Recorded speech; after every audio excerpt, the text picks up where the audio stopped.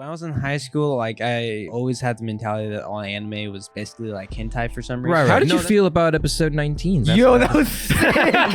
So Moika is a fan favorite for them. To be honest, he is my Discord picture right Let's now. go! It's the master that taught Tamio. Tamio? Shut up. Tamio. The master- Pikachu, Tampico. Did you make that? Yes, I did make this. I'm proud of you. Damn, you're Asian. You weren't expecting this to be on the desk today. You know, neither was I. But it was 3 a.m. I've been cleaning up this place, and I was so frustrated that I decided to make an origami crane. This is the first time I ever made one, Zach. Bro, do you remember in middle school when we used to sit in the library and Yeah. make like ninja stars and shit? You know, that entire time I never made a crane. I only made ninja stars, the balloon, which I not know how to make by heart. Not a ninja star. I know how to make a balloon by heart. You know what that is? Nope. It's exactly what it sounds like. It's like this paper ball, and you can physically blow it up and deflate it, and the air stays inside because the pressure is too big to release from just a single hole, at least like quickly. So I made this crane, and boy, was it hard to do, Zach. Especially first time. They were saying like you have to fold this upwards. I'm like, it doesn't fold that way. It's not how paper works. It's 3 a.m. I've had 3 cups of G Fuel. That's not how paper folds. But then you know what I did, Zach? I folded the paper. And here we are, Zach. Education Station. Welcome everybody back to this episode. Was I supposed to intro it? Were you supposed to intro it? I don't know. You were supposed to intro. I was supposed to intro it, I believe. Jackson's here, by the way. Say hi, Jackson. Hello. His third appearance. Third appearance. And third person. Third person, third appearance. I believe every single time you came, the set has changed. Yeah. So Basically. yeah. So you're since we're gonna sit on this for a while, you're due to not be back for a while. Yeah. But you know, it's all good. Welcome back, Jackson. We're glad to have you, of course. Yeah. Happy to always have you. Happy to have you join us. And it's been, man, I'm honestly, I'm so damn tired. Thank you for this latte, by the way. Yeah, no problem. I appreciate it. Jackson brought like a housewarming gift of caffeinated beverages, which Yeah. I already Yeah. drank mine. Of course. You know, around here that is like the peace offering to end all peace offerings because Right. we live off of caffeine. And so Is it on? what? That? Yeah. Okay. You just weren't pressing it, just making sure. All right. So, how are you, Jackson? How are you today? I'm good. That's good. That's Yeah. good. Yeah. How's the weather? Weather sucks right now. Yeah, weather does suck right now, whatever. you know. Last week was really nice. Yeah, it was really nice. Yeah. You know, that minute was my store, so, you know. These days I don't really like nice weather. I don't. Yeah. But it's okay. You know, wait, what you gonna do? What you gonna do? What you gonna do? You started watching Demon Slayer. I'm jumping right in, Yes. Zach. Yes. Segues are weird. Jackson. So, oh my gosh. Yeah. I think we talked about this before. Oh, Jackson is not. Yeah. Go ahead, Zach. so I remember I think we were talking about this either the last episode or the episode before, but we were just kind of passive aggressively giving you shit for watching the dub. Oh yes, that was the episode before. That was last episode before. You can defend yourself, but I will say that ended up being the main topic of that episode. So good job, Jackson. Good job, Jackson. God damn. And like, you know, we're not gonna sit here and bully you, but we're gonna give you some No, shit. it's not bullying. It's just Hey, friend. In my defense, in your defense, most of the time when I'm watching it, I am already quite drunk and tired. So I don't feel like reading. I understand, but I've also been about 7 shots of Hennessy down watching really, really slow, obscure anime before. Okay, but I'm like hella dyslexic. This is I true. hate Yeah, but reading. I'm really stupid. Same. Yeah, same. Yeah. But Yeah. no, I get it. The cliff notes of that episode was that I don't actually care. Oh, Zach, we don't actually care. It's just fun. It's good banter, It's yeah. It's for fun, you know. So but there was a good reason, and we'll talk about it in a bit. But what I wanted to say was, you mentioned, I think either in the first episode, probably the first episode you were here, but you're not an anime hater. You just never really had time. Yeah, I've never like gotten into it. When I was in high school, like I always had the mentality that all anime was basically like hentai for some reason. Right. No, that's most people. That's understandable, yeah. especially during our time. And so I never watched it like going through high school, and then I started playing more games and hanging out with you guys a lot, and you guys watch anime, obviously. And so I've always wanted to watch it, but like with my schedule, like I just don't watch shows at all. Right. So for instance, like this, like I'm watching it from like 11:30 or 11:30 to about 2 o'clock in the morning is when I get to watch it. Yeah. And it's like every other night I'm doing it. No, I understand. I'm like that too nowadays. You know, nowadays, high school not here anymore. We're not just like, I don't want to do my homework. I'm just gonna watch like 5 shows. Fuck it. Yeah, exactly. It's kind of around that time. I am the same. Literally this night I was binging more anime as well. That was why I was staying up so late because I finished cleaning and then I was like, well, I should go to bed. I'm gonna watch anime because I was tired as shit. Jujutsu Kaisen, watch more of it by the way. Oh, okay, cool. Yeah, cool, still very okay, but it's getting better. Okay, it's getting better, Zach. It's getting better. You're slowly selling me. But like it's really funny that all of us, like all 3 of us independently, just randomly decide certain days that we're just gonna binge watch an anime. I think so. Yeah, I think that's been the best way so far. Yeah, like I watched Angel Beats by myself. I watched Parasite by myself, and then I watched Violet Evergarden by myself. Which, by the way, we need to watch the Violet Evergarden movie. We do. I have so many things to do, Zach. I'm sorry. You might have to watch on your own. It might be a bit until I get onto it.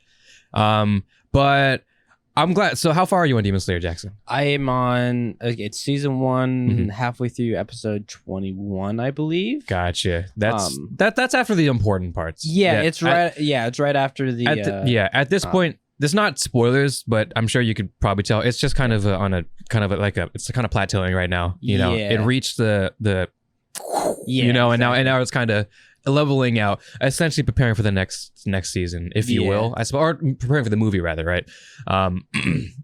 But they're still good episodes to watch. They're very slow, but I think for like development and such, I think they're still good episodes. So I still recommend going through it. Bro, the movie slaps. The movie does slap.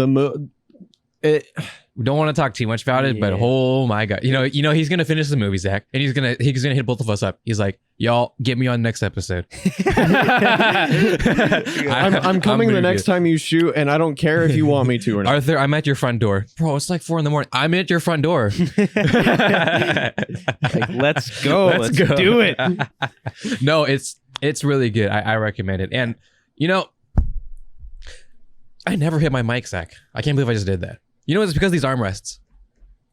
Because Jackson has my chair at the moment, and it does have armrests, but these ones are like crazy because this is the ergo chair, that I don't use because I'd rather the $20 chair for this podcast. How do you like the chair, by the way? How do you feel about it? Be honest. It's comfy. It's comfy. Yeah. It's a chair. It's a chair. It's a chair. It's a chair. $20. Yeah. It's a chair. And I mean, it's a chair. You use it to rest your ass cheeks. That's all I needed to hear. That's all I needed to hear. Okay, we get that. All right. Anyways, what was I saying? Some non-movie or something. Oh, that's right. I was explaining where I was with. Right. So, you have been watching it in dub, and for the cliff notes of the previous episode where we talked about it, the only reason why I do care about sub so much isn't just because, well, one is the language of what it was made for intentionally, but what that also means is that they time the lip flaps, as we call it, the mouth, the 3 frames of mouth moving to Japanese sentence structures and such, and all that. I figured out what that I've noticed that whenever they're talking, there's no lips moving. I wondered that, and then I kind of figured. Yeah, and also the timing wise, some Japanese words or Japanese sentence sometimes could be summed into like 3 English words. Or something. So how do you do that? Well, you don't talk like this. No, you don't act. I'm exaggerating, of course.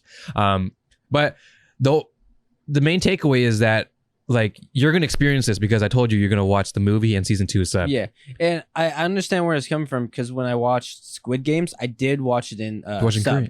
Yeah, I watched it in Korean. And I did I saw the English versions of clips of it on on Instagram, and I was like, I'm so glad I watched it. Is it tragic? Yeah. Oh, that's rough. So here's the thing, right? The English dub, I'm not saying it's bad. I mean, you watched Demon Slayer, like for Demon Slayer, there's like anime in general. It's not bad. Yeah. The problem is this Japanese sub is way too good. Yeah, it's a lot better. It's just not fair to compare, basically. Yeah. Like So one of the things that Arthur and I also talked about during that episode where we were sitting here ridiculing you,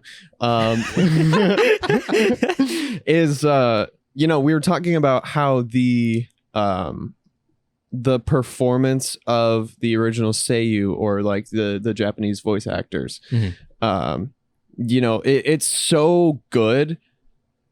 And like, the way that Arthur explained it to me, and I can just envision it in my head, is like all of the different voice actors in the same room with one mic in the middle of the room. So it's like, they'll go up, do their lines, and then go back, and then they're just like feeding off of each other's energy and everything like that. And it's entirely different from what you would see in the West, where it's just people in different booths, or like, Yeah. I might have worded that different. Well, it could be that, but it's more like let's say, I don't know, 2 to 4 mics or something, just in a line. And all I say Seiyu because cliff notes again, because I don't want to just re-explain it, even though we just talked about it literally last episode. And I'm like, what the fuck am I listening to? The recap. Basically, I call them Seiyu because I don't consider them, they're not just voice actors. In Japan, they do all sorts of things. They do the voice acting, they do idling, modeling, modeling, singing, acting, drama, plays, theatrical. They're like celebrities, basically. They're idols. Yeah. So I consider that more like a cohesive like occupation, I suppose, rather than just voice acting. So I call them Seiyu. So if I say Seiyu, that's what I mean. Yeah. Anyways, that's just me being a weeb and wanting to say Japanese words. Yeah. So, basically there's, let's say 4 mics or something, just Neumann mics, as you do, $3,000 microphones, as one does, right? Yeah. They're all in the same room, and then the voice actors, the Seiyu in question in the scene, will walk up and say their lines, and they're talking to each other, they're feeding off each other's energy, and it's this whole, it's literally a performance in the booth. So there's this very naturalness to it, where that you don't necessarily get if you're in like you're just recording by yourself in your sound treated closet, and that's not to discredit English voice actors, obviously, but it's just not fair. That's all I'm saying, really. It's just not fair. And I want you to experience it so you know what I mean, because I don't know how, like, the Tanjiro's speeches, for example, they're a great example, because whenever Tanjiro has his triumphant speeches, I don't know how it sounds in English dub, but in Japanese dub, oh my fuck, it's holy moly. But yeah, it's quite something. So I definitely recommend it. I said to watch the movie, and season 2 in dub. If you don't like sub, rather, I'm getting confused. If you don't like it, no worries, it's all good, but at least you tried it. I've already, so the gal I'm watching it with, I've already had this talk. It's like, hey, are you good if we watch it in subbed of the movie and the season 2, and she agreed to it, so okay, that will be happening. Nice. Also, so I've heard 2 different things. You told me to watch season 2 or the movie first. Oh, okay, yeah, you're right. Okay, I told you to watch the movie first, but I apologize, bear with me. Yeah, there's a movie, right? Yeah, Mugen Train, and then there's the Mugen Train arc, which is the exact same thing as a movie, but in episode form. Oh yeah. So it was 8 episodes, 7 episodes, I think, something like that. That sounds right. Yeah, it's just the movie, but broken into episodes. What that means is they add more details. They leave some things out, but they add different details. So it's like, you want more information before going into season 2? You watch the train arcs. Okay. Right. But as I was watching this, I was like, it's not that much different from the movie. It does add more, but it also removes some. So I'm just like, I'm not sure. So my consensus after thinking about it, because these are the things I think about in the world, is, should I watch the Demon Slayer train episodes or not? This is the things that matter in life. I would say the first episode has a bunch of things that aren't in the movie, and then after that, it's basically just the movie with some things here and there and some things not here and there. So I would say watch the first episode of the train arc, and then watch the movie, and then you'll be completely fine. Okay. Like it won't be. It might be a little jarring. I don't think there's that many overlapping scenes in episode 1. I can't remember. I can't remember either. But if there is, it's just a few. Everything else is like completely just new, and I'm like, oh, this is interesting. And then afterwards, I'm like, oh, okay, well, I may as well. I'm 5 episodes in. I may as well finish it. I mean, it's a good movie, so I want to rewatch it anyway. So I'm like, shit. Well, here we go. So, but yeah, oh man, yeah, I can't wait to hear from you. I feel like I'm gonna get like a 3 a.m. text from you, like, bro, the hell, saying the shit, man, fuck. Zach, when he gets to that episode in season 2, holy shit, I cannot wait. Oh, holy shit. Oh God. But okay. We're not going to say, Zach, tread lightly, Zach. Tread lightly. No, I'm going to tread very, very, very lightly. But there will be a certain point in season 2 where you kind of feel like you just can't stop until you get to the end. Yeah. And it's kind of funny because the second, like, we watched the second to last episode independently from each other. And then it was like right before the last episode of the season was released. And we were both losing our minds about it. Yeah. And like I had watched it before you had, Arthur. Yeah, you had watched it before me. And it was just really funny because we were talking about how we were going to watch the last episode together, and then I saw it on Crunchyroll, and I texted you, and I was like, "Bro, the final episode's on Crunchyroll." Yeah. And then I just ended up watching it, and it was just like it was. No, it's so. Again, cliff notes, because I feel because it's hard, right? Because for the last like 6 episodes straight, we've been talking about anime and Demon Slayer. Yeah. So it's hard to not recap. And it's funny. I was like, oh, Jackson's gonna be on. We're not gonna talk about anime anymore. Finally, let's go. We're gonna have an episode not about anime. Yeah. Here we are. No, I'm just joking. We'll probably talk about other things. But the first couple episodes were controversial because the mainstream audience, they were really upset because it was very boring. It was very slow. Boring. And after watching it, it is, it's slower. I mean, there isn't too much action. So, so was like the first, 2 or 3 episodes of the season 1? I don't know. Like, I mean, that's when... that's like the train. Well, that's once when he started training, it's kind of picked up. But that first full episode, I suppose, and so. Halfway into the second one, suppose. But at least like when the first episode, when the whole scene with Nezuko and all that happening, that was pretty high up. That was pretty cool, Yeah. But no, it's pretty like you're gonna watch the end really slow. You're gonna watch the end of season 1, and you're gonna see how kind of slow or plateau-y that is. Yeah. And then you're gonna watch season 2, and it's gonna be a lot more than that. Okay. So, and that caused, to the normies. Okay. They're like, season 2 washed. Season 2 this is the worst season. This is what you guys were talking about a few episodes back when you were talking about season 2 of Demon Slayer, because I saw you posted that, and then the other day I was going to watch it. I'm like, actually I shouldn't watch this because there might be some spoilers in there, so I didn't watch that episode. There definitely was. Okay, so I'm glad I didn't watch it. So that's what you guys were talking about how people were saying season 2 is trash, but got you. Yeah, and that was only when the early episodes of the season were airing. Yeah. To be fair, I think on that episode, I hadn't watched it yet, so technically it is spoiler free. Yeah, technically, because I didn't watch it yet. I didn't even watch season 2 yet.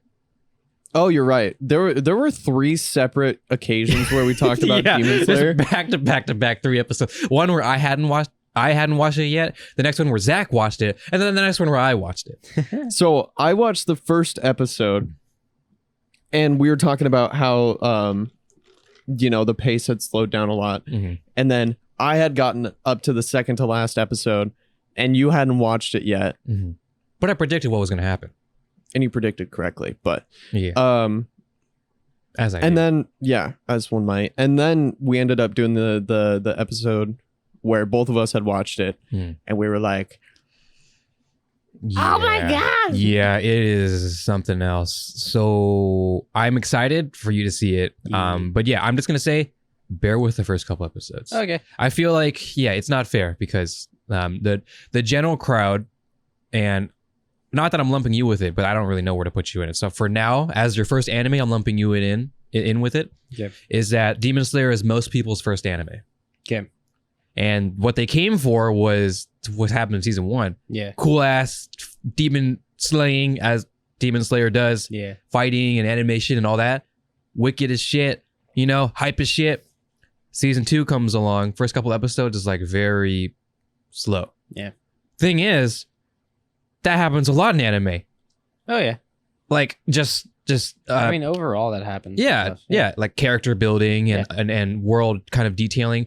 But that stuff is important because based like I'll use the same example. Why would you fight without any stakes? Why would you fight without any value? You know, like what are you watching for? Well, like even like Marvel's had movies like that where it's just kind of like, for instance, like there's two movies that everyone hates on, and like they're decent movies. They could have been done better, but they needed to be there. It was the Age of Ultron, and then Thor: Dark World. Is that what it's called? Yep. Is Thor that the the Dark second? World. Second. Yeah, second. I never watched that one. Both of those movies are. They're not like they're Marvel movies. Yeah. They're good, but like you compare it to any other Marvel movie. Right. No, like, I get it. Yeah, Age of they Ultron. do? Yeah, I get you. Yeah, but they had to be there for the character building. Yeah. Explain everything that was happening. Yes, I agree.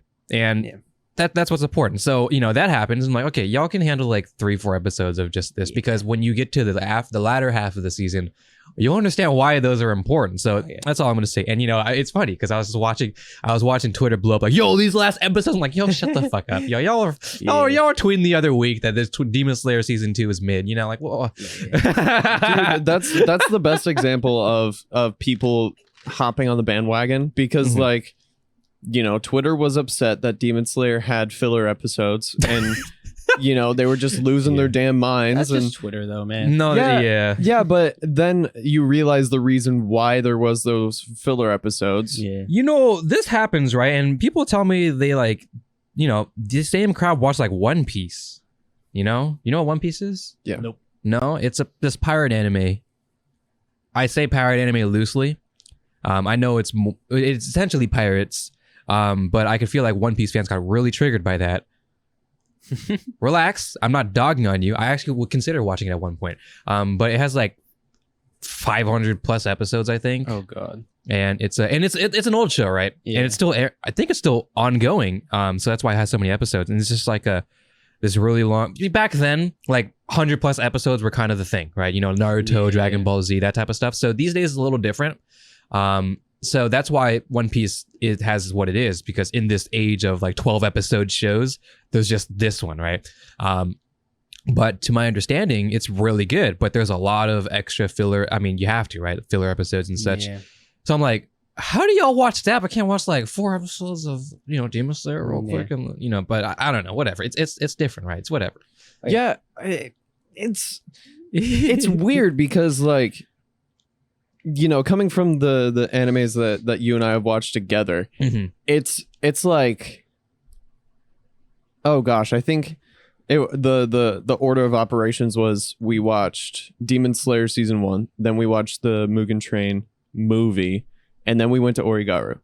Yeah. So like you and I were both very familiar with kind of like the pacing of like filler episodes and like those types of things, especially when it comes to like a shonen anime. Yeah. I feel like the shows that excuse me, I made you watch, Zach, didn't really have that kind of filler episode vibes. I mean, there might have been 1 or 2, but I mean, generally the shows I've had you watch did not have too many of those. Well, I mean, I mean that more so of like the but I understand what I'm like compared to Demon Slayer. Yeah, I understand. Yeah. But I mean, I'm gonna oh, so much cum in my throat. I'll make Jackson. You're gonna go through my flow chart. Yeah, of anime. I've been actually meaning to ask you. Yes. Good. We'll talk about that. Yes. Yeah. Okay, wait, but what would the order be? Now it'll just be the same order, Zach. Yeah. The flow chart doesn't change, Zach. I have 100% success rate. Why would I change it? Okay. It took like 3 episodes of one show to get me. That's how it goes. Usually it gets the first show, and the next ones are like, okay, if really digging. All right, sure. What? Okay, try me. Go ahead. Yeah, come on. I have 3 bangers. Okay. Wrapping back to something you said way earlier. You said Parasite. Okay. Yes. Is it It's not the anime? Korean movie. Okay. It's not. I was gonna say I watched the Korean movie and I was like, wait, is it the same thing? Yeah. No, it's not that one. It's not that one. Okay. Why did you watch it? I was in a call with a bunch of my friends from Canada. Is it bad? Right? It's really bad. Really? I heard it won an award. Yeah. It won an Oscar. Wait, did it? Yeah. Zach. The only opinions that I've heard are from people who have watched the anime and then watched the movie. Zach, these are 2 different things. If you're talking about the Parasite like live action movie or something, no. There's another movie. It's not anime. The Korean film. Yeah, it's a film. Yeah. Yeah, no, it's I'm being stupid. When do you know? He's talking about like what's a Parasite, like the anime live action type thing. Yeah, yeah. No, I thought this thing. I think it has like a 4.8, 4.9. I think so. Yeah, I've heard a lot of good things. I haven't watched it yet. It's really good. What is it about? Basically, so there's a family that the son in the family got a job working for like as a person who works in the house for another family. I just hit the mic. It's all good. Classic. Turn into you. Hey man. And basically, as soon as he gets in, he is doing everything he can to get his entire family into that house working. So he's making the other people working the house, the maids and the drivers, just look bad and make bad things happen to them. And basically, so that his family can take over that job, but without the main family knowing that they're all connected. Fascinating. And it's just it's just a really good movie and how they play everything. Yeah, it was really good. I think the reason why I saw it was because it was when I was still playing with my friends. I'll do a little shout out here for them. But they're on Twitch. There's Good Gracious and Moai though. They're friends I play games with, Val and stuff with all the time. And if I remember, I'll put it in the description. Yeah. But they maybe I might not. We'll just them and a bunch of their friends because they're up in Canada. It's just a huge like circle of friends that know each other IRL up there. Nice. And they're all just in a call. They're like, "Hey, do you want to watch this movie with us?" And it's like, "Sure." I don't know what the hell this is, but sure, why not? Dude, it was so good. I think we watched it in subbed. Right. Still, and it was it was hella good. I heard that's good. That's good. Yeah, I've heard so much. It was like, oh gosh, I think. Correct me if I'm wrong. I could be wrong. I don't watch these things. I don't even know if it's Oscar. It might be an Emmy. I don't know. It won some. It won some really big award. Yeah. But I think it was like really crazy because it was like one of the first Asian films or something like that to win an award. Something along those lines. Yeah, something along those lines. And after this, there was this popularity boom of like. People watching like K-dramas and stuff and Asian films and such. This is also around the time when Squid Games came out. Yes. So I think Squid Game came a bit after that, but Squid Game definitely helped a lot. Yeah, definitely. So there's this new wave of people watching like Eastern type of films, which are very different from Western films. Very different pacing. It got really dark for a second, that movie too. Yeah? Yeah. So Eastern type of media, they cover a lot of pretty dark things. Not that Western doesn't, but Eastern, they do this interesting thing where and this isn't just film, just Eastern media. I see a lot of it, you know. I see a lot of the Eastern films, anime counts, you know.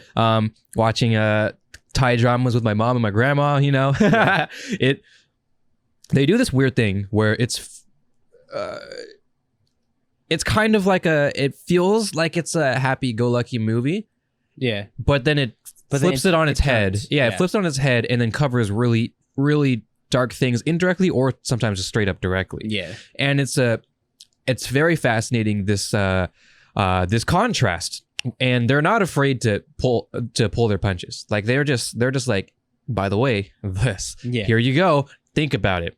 You know, and I think that's kind of what fascinated a lot of people who've never really watched Asian media, I suppose. It's really fascinating. I don't know if media is the right word, but you know, something like that. Close enough. Film, TV show, entertainment. There you go. Yeah. Fun entertainment.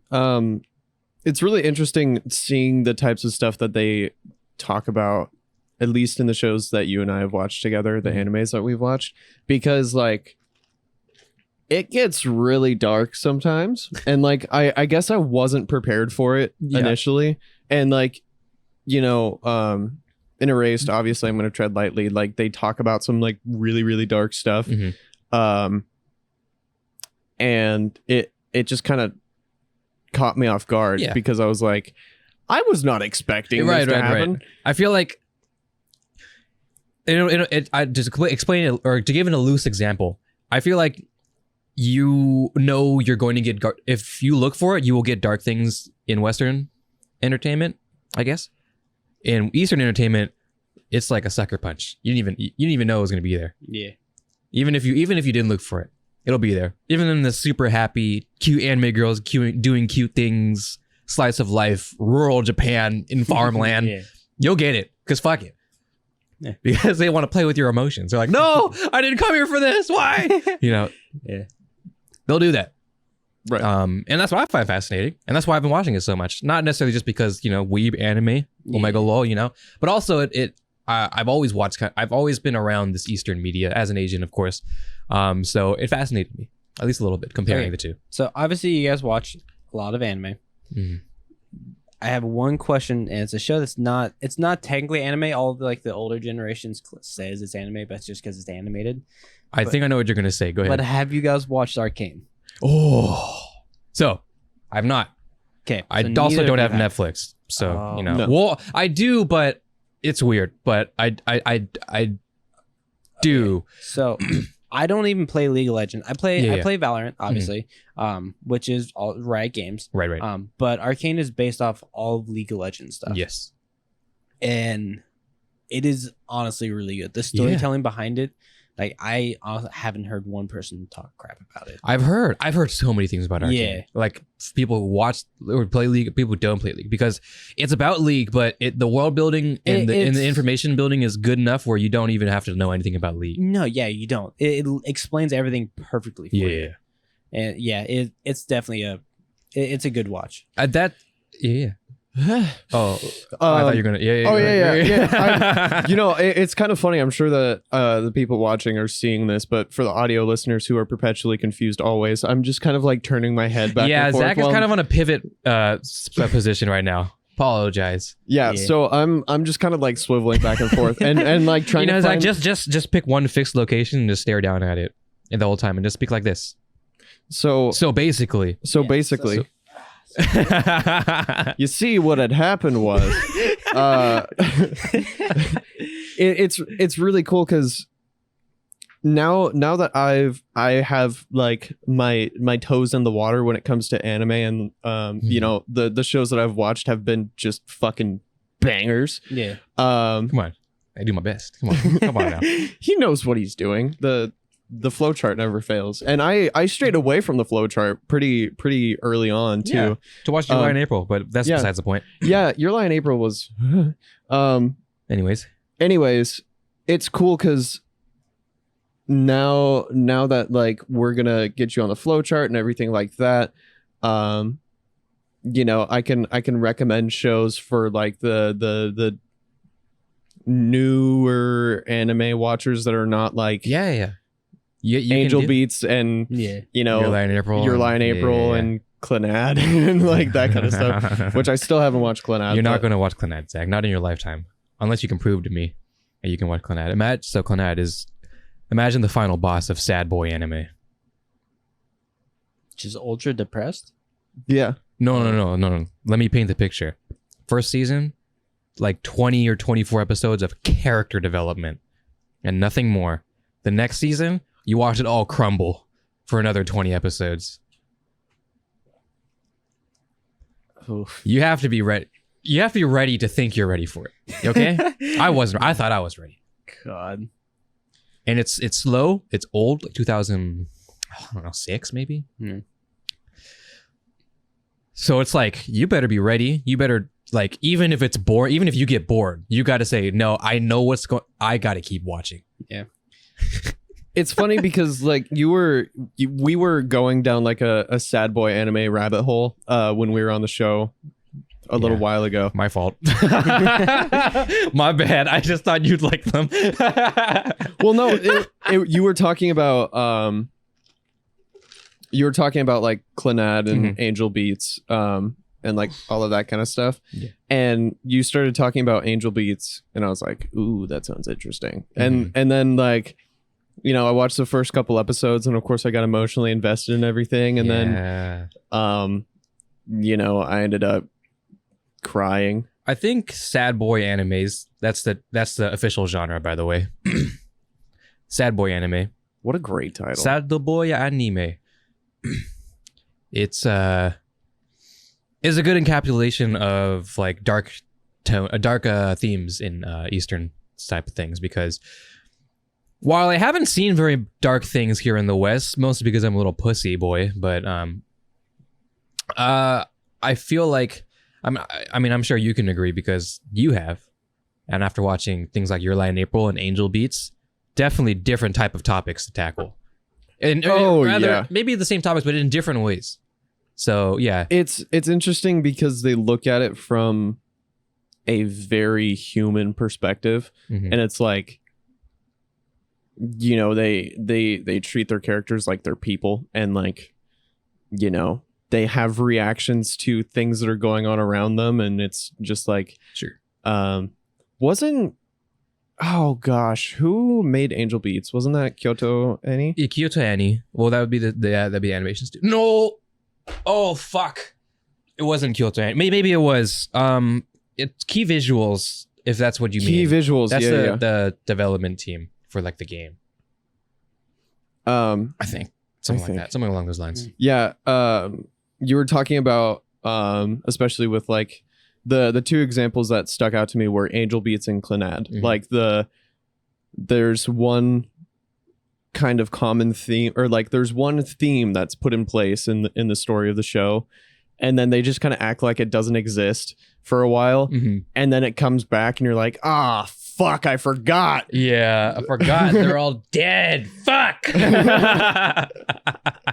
Anyways, don't worry about it, Jackson. What are you doing? Well, to be fair, we kind of excluded him from the conversation. Yeah. Anyways, sounds like what the first half of this conversation was. How did you feel about episode 19, Jackson? Which one was that? That would be the Yo, that was sick.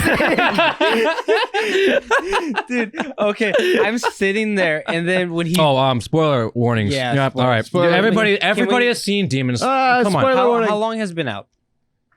2 years. Okay, yeah. I think it's about time we can talk about. We can talk about Demons. Everybody has seen Demon Slayer. Yeah, I bet my mom has seen Demon Slayer. She's just not telling me. Yeah. Just Mom, why are you watching Demon Slayer? Full spoilers here. Yeah. When he broke that blade, I'm like, what the hell is about to happen? Yeah. Also, I haven't figured out why his blade was black yet. I don't know if that's nobody nobody has. Okay. But I was like, what the hell is he gonna do? And then he did the full. I saw, what was it? Was his father was doing something in his vision? Hinokami. Yeah. Kagura. Yeah. And then, Kagura. was it like fire breathing? Yeah. Or something like that? Fire. Well, I don't think it's fire breathing. Yeah. Because it's different from Rengoku's, which you'll see soon. Yeah. I was like, no shit. And then all that fucking Yeah. I'm like, ah! And then you get to the next episode, and he's like, yeah, no, you didn't cut my head off. I cut it my first. And I'm like, yeah. And then, who's the dude who actually cuts his head off?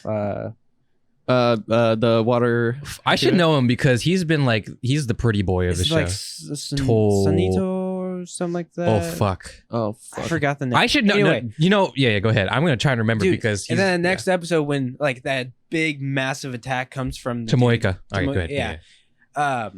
When the big massive like full strains or blood strain goes to attack him, and he's like water breathing level like 11 or something like that, and then it's just like calm, and it just goes. Yeah. I'm like, yo, this dude's on another fucking level. I'm so excited for you to see season 2 because I'm glad I got the name right. All the fangirls almost got really upset with me. Tomoika is a fan favorite for them. It's understandable. To be honest, he is my Discord picture right Let's now. go! It's him standing in the calm water. That's my fire. Discord Let's picture. Go, like, bro. Is it a GIF? Yes. Although now it doesn't go anymore because I lost Discord Nitro like 2 days ago, and I don't have the money to renew it. That'll do, bro. Yeah. Okay, honestly, I have Discord Nitro, and I don't even have a good. But yeah, dude, it was so fucking sick. I had the when I first started watching it, the two students of the master that taught Tamio. Tamio? Shut up. Tamio. Tundra.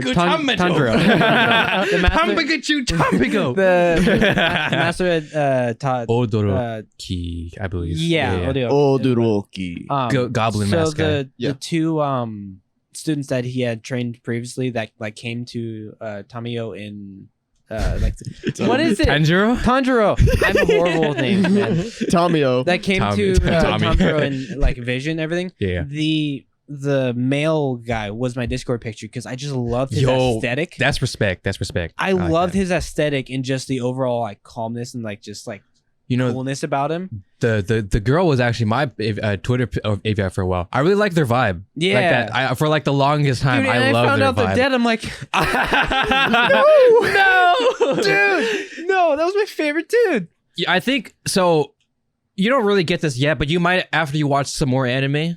So there's this particular genre in anime called shonen, which means for boys. Okay. And that basically just means, that doesn't necessarily mean for boys, but it's just the demographic is targeting. So there's this kind of like this hero aspect, this triumphant aspect, this type like Naruto, Dragon Ball Z, cool badass fighting, that type of thing. That's where Demon Slayer lies.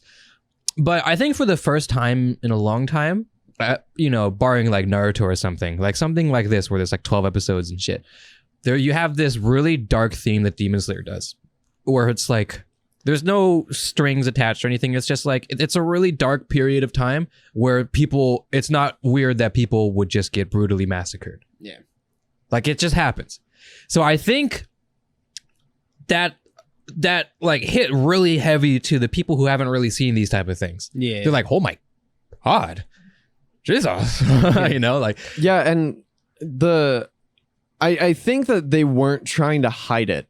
Mm-hmm. Like even in the first little bit of the show. Oh, bro, when his family got massicured? Yeah, bro. Shit, they dead as hell. First episode. And it was just like super bloody, super gory, and they kind of keep that theme throughout the entire show so far. And I'm sure that it's probably not going to change, but freaking never seen you like this. The other dude that was in the final selection, he wears the orange clothes.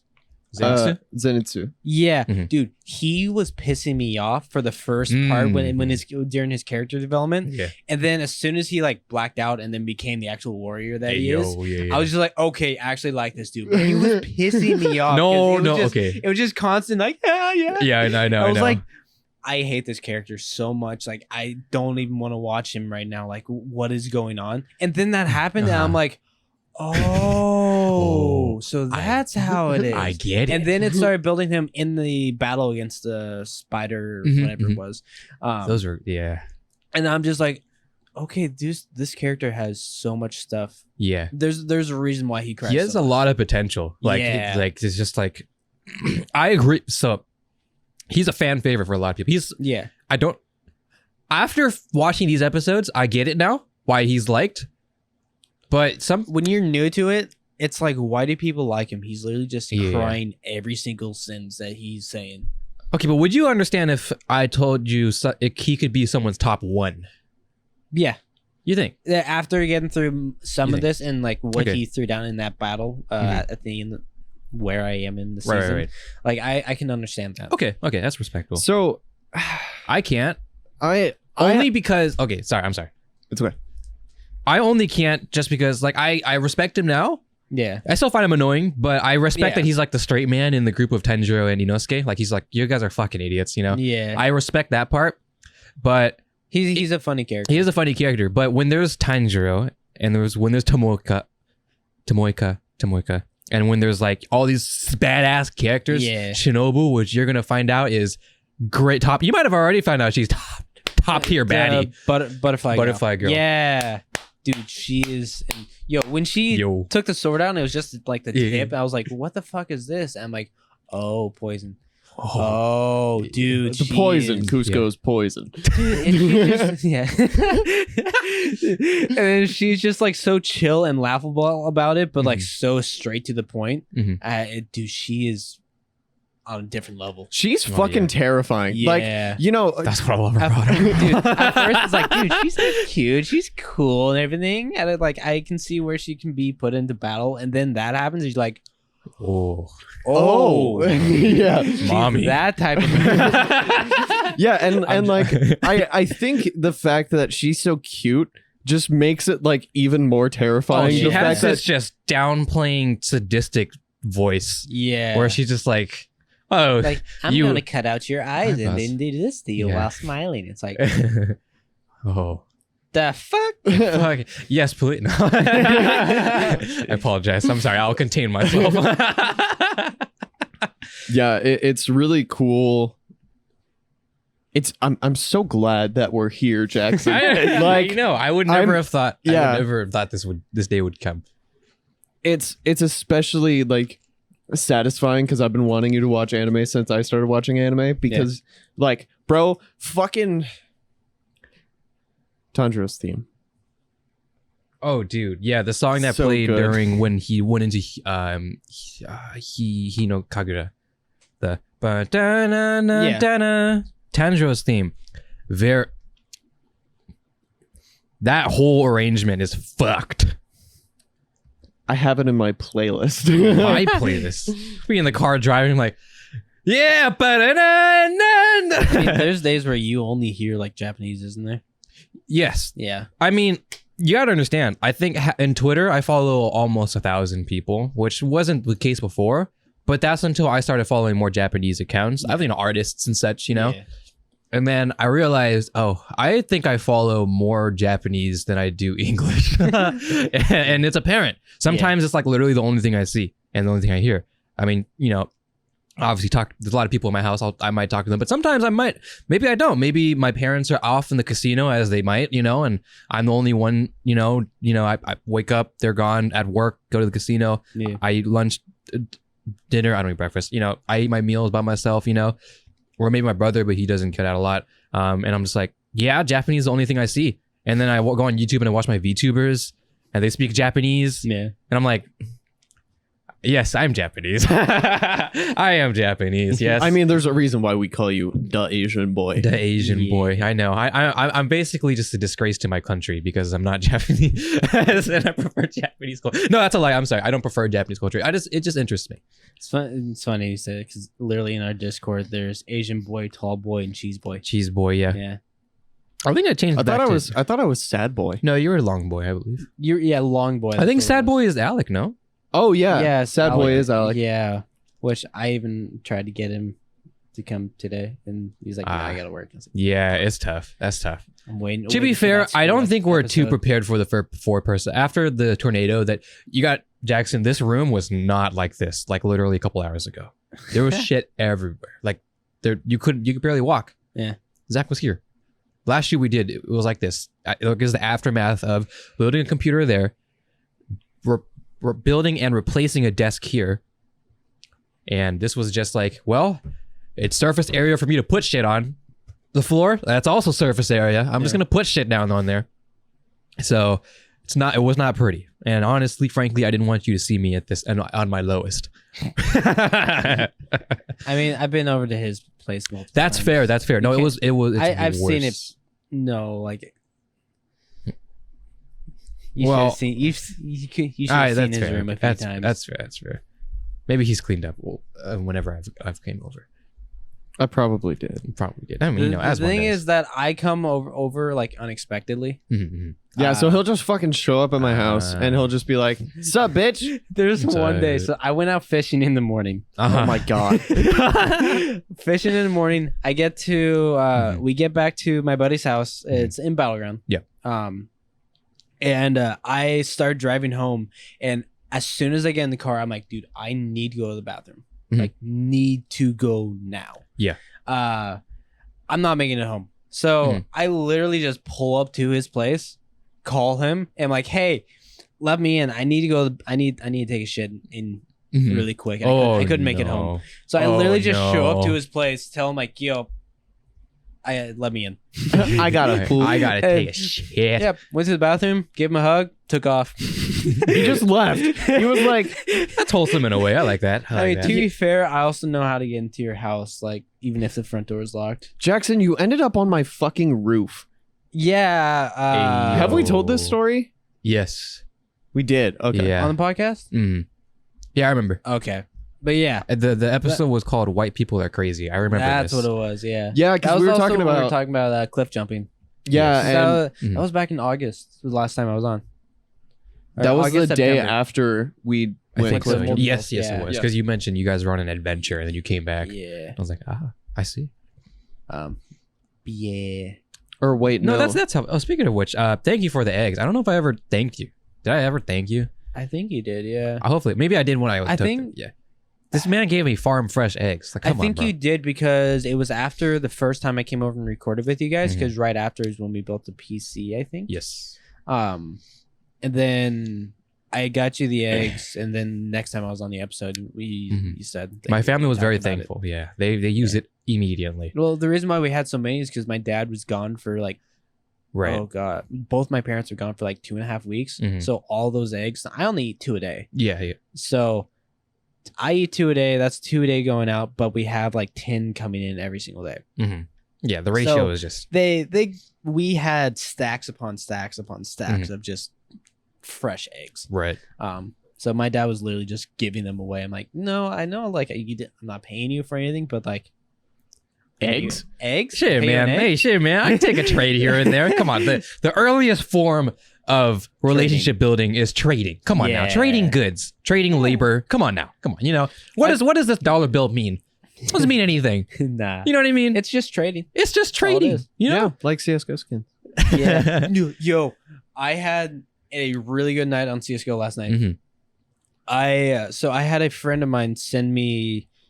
He had, I think, 12 cases on CS:GO that he wasn't gonna open. He sent them to me. I finally got them because the 15-day trade hold or whatever on CS:GO now. And last night I finally decided to open them up because I finally got my tax return. And I actually went positive, which is like never happens with CS:GO. That does boxes. not, yeah. No, because every single key is $2.49 and comes out to like $2.60 something just for the key. So even if you get the cases for free, you're still paying $2 to open the case. Yeah. Most of your skins you're gonna get are 50, at the lowest, like 20 3 cents, and you get a cent out of that. Yeah. Most time it's like 14 cents is like the average of what you'll get. Yeah. Dude, out of 12 cases, it cost me just under $30 to open all of them. Right. And after I sold all the skins I got, I had $37 on my account. So I can look at that. I can buy a new skin with that. Yeah. It's just on I Steam. can buy more keys. I can buy more keys. I can stop anytime. Dude, I got jinxed by I had the last one I had, it was glove cases. So if you get the special item from glove cases, you're easily getting over $100 just from that one item. It's awesome.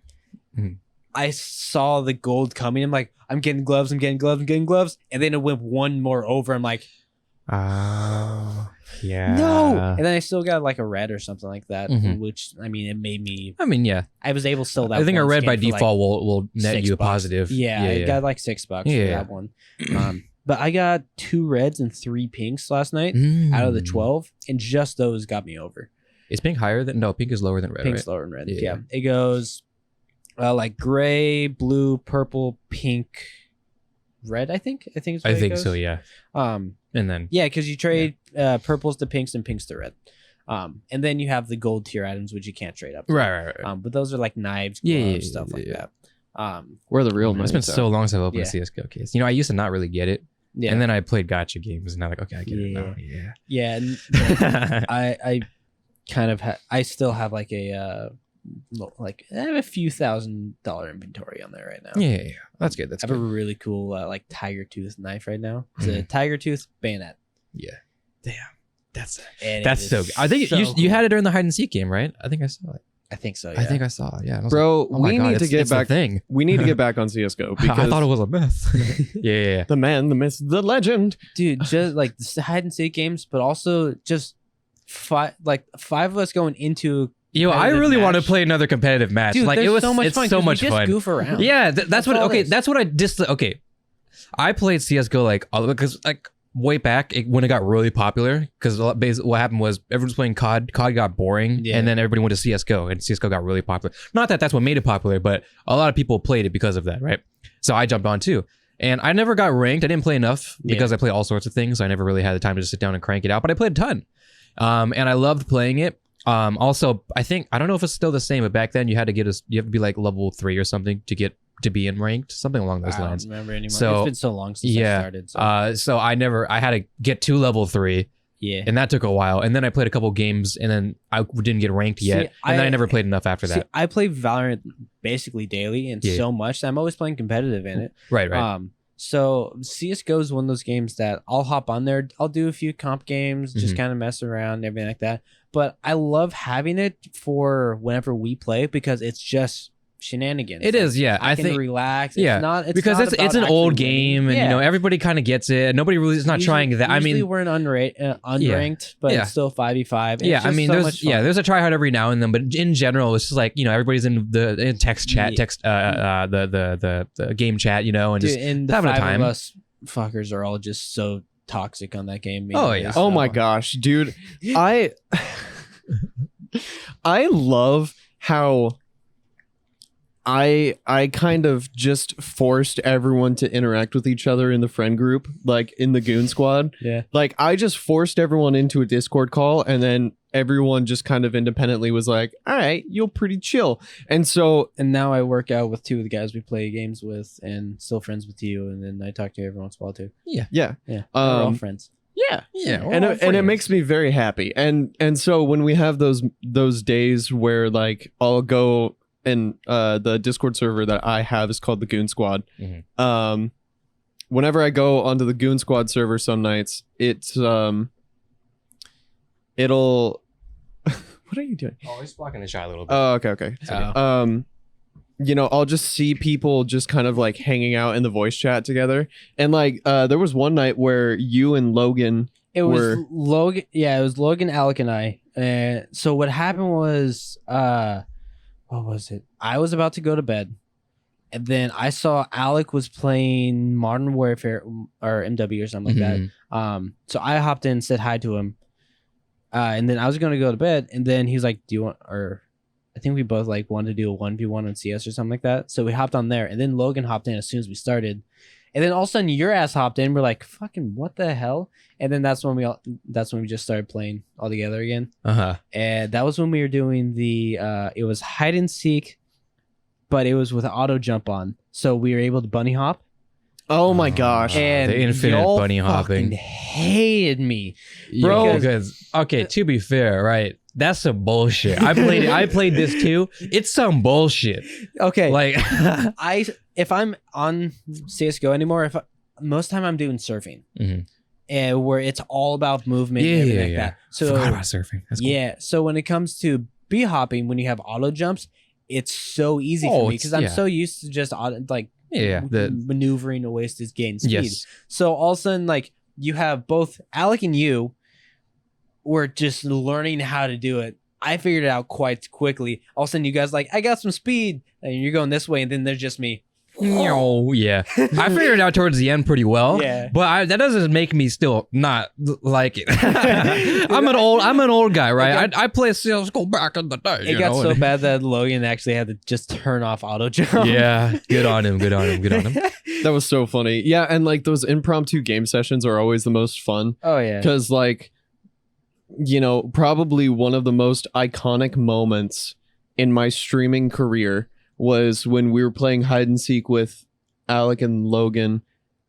I don't remember if you were there, Arthur, but I don't think it was the first time we had played hide and seek. Yeah, I wasn't there. And there was one moment that I just remember. I was seeking and Alec was trying to like juke me on 2 health, and I threw a Molotov at him. And he has it clipped on his Twitch channel. I have it clipped on my Twitch channel. And all of us just started dying laughing. And then once we turned on the once we started flying around and stuff, that was like the funniest shit I've ever been a part of. Dude, listening to Alec just scream like, no, stop. Dude, when he gets into that mode, it is so fucking funny. Yeah, Alec, he's a quiet guy, but when he gets mad, it's funny. Yeah. Oh, man. I 1v1'd him that night. He was starting to get so pissed because he was using snipers, AK, everything like that. I'm just floating around with a dare. Deagle. It's a Deagle in CS. I almost said sheriff because of foul. Deagle.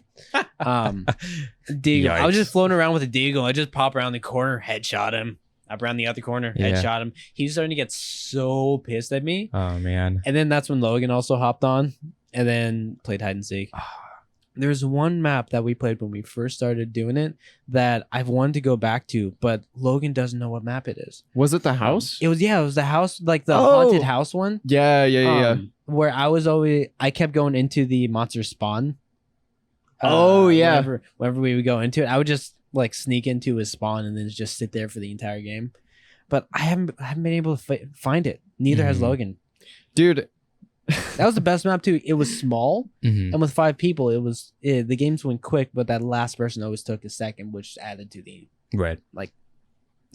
There was one spot that on that map, and I remember this so vividly because it was one of those moments where I was again dying laughing.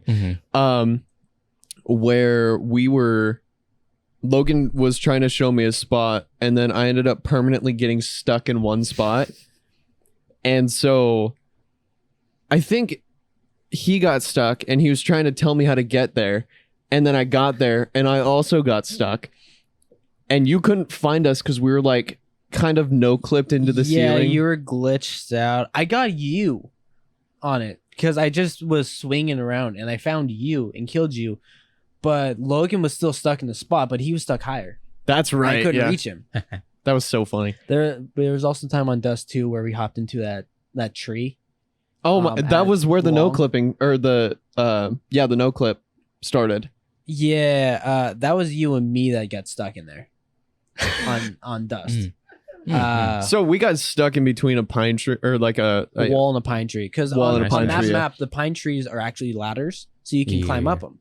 Well, went halfway up, and then it like kicked us into this little spot of where it just that's where I got stuck, huh? Yeah. Oh, there. Yeah. So we both got stuck in that spot, and then what was it? Logan or whoever was hunting came around and hit us, and one of us died, and the other one got clipped out. But then whoever the hunter was, got stuck in that spot. Yeah. Dude. Yeah. Those man, we definitely got to play that again. Yeah. You know, I mean, dude, I've been incapacitated for a while. That's not the right word. We got to do some 5v5s and then just have like stupid like this game we only use like this gun or something like that. Oh, dude, do you remember the knives only? Yeah, the knives only casual lobby. Dude, I wish one of us was streaming like really badly. I don't think anybody else was streaming, recording. It was just a night. None of us could clip either. Yeah, so it was just picture this, right? A 5v5 casual lobby of CSGO. No, it's 10v10. Was it 10v10? 10v10, yeah. It was, yeah. Oh, okay. Literally, we're just fucking around. It's the same lobby. Yeah. We're all in voice chat too. We're having a time, you know? Yeah. We're having a time. I remember my boy Microsoft Word, my homie, you know? And we're just, at some point, Mirage, right? Yeah. I think. Yeah. We're just like, yo, knives only. It wasn't even the end of the game. We're just like, yo, knives. It was starting first round of Mirage. It's like, yo, knife only. We're like, we did all rounds of Mirage knife only in a 20-person lobby. Yeah. And nobody broke it. Yeah, nobody broke it. And it was amazing. And it's a once in a lifetime thing. Yeah. You know how hard that is to do? Y'all don't understand. Literally anyone can just like Omega Law, Negev, you know. Yeah. No, knives only. Knives only. You know, and if anybody pulled it out, we would ridicule them. Yeah. Their own teammates would ridicule them. Teammates would ban them. I think we would vote to kick anybody because like at some point, you know, someone would leave and then be a Randy. Yeah. And then we were like, yo, knives only. And then maybe he doesn't get the memo. He pulls out an AK, and then we vote to kick him. Yeah, exactly. His teammates would vote to kick him, right? And we're like, it was the best CS:GO lobby I've ever been a part of. That was spectacular. And you know what? There's kind of this. There's this charm of it not being recorded in a way. Yeah, I think because although it would have been it would be timeless to look back at it. We all know how it went. We all know how it felt. It was a great feeling.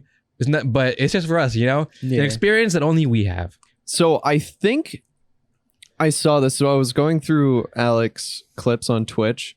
I think I saw a clip, just like a short little segment of that knives only match. Are you sure? I swear none of us were streaming or I don't recording. think any of us were. Nobody was streaming or recording. I promise you. Yeah. I don't know. It could have been. If it was, I would have snapped that VOD ASAP. Yeah. I think I looked for it too, but none of us were streaming. And this is before I had a computer, so I couldn't clip the last 5 minutes. Just that moment where we were all going to A site. Just that moment where it was just an eruption of people with knives, and it was just unhinged chaos, and we were all like, charge! And we were just like going in and just like, you know, just trying like, to. It was. You know, I've seen the movie 3005, whatever the fuck it is. Great movie.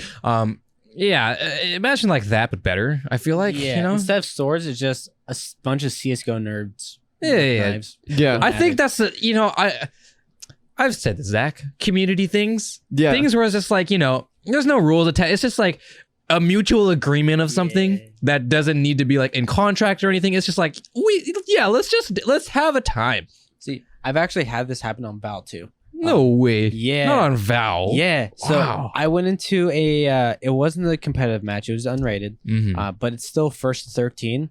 And first round, I think the other team just got wiped. Like we didn't have one person lose a life, and we killed all of them. Second round, immediately like, do you guys just want to do knives for the entire game?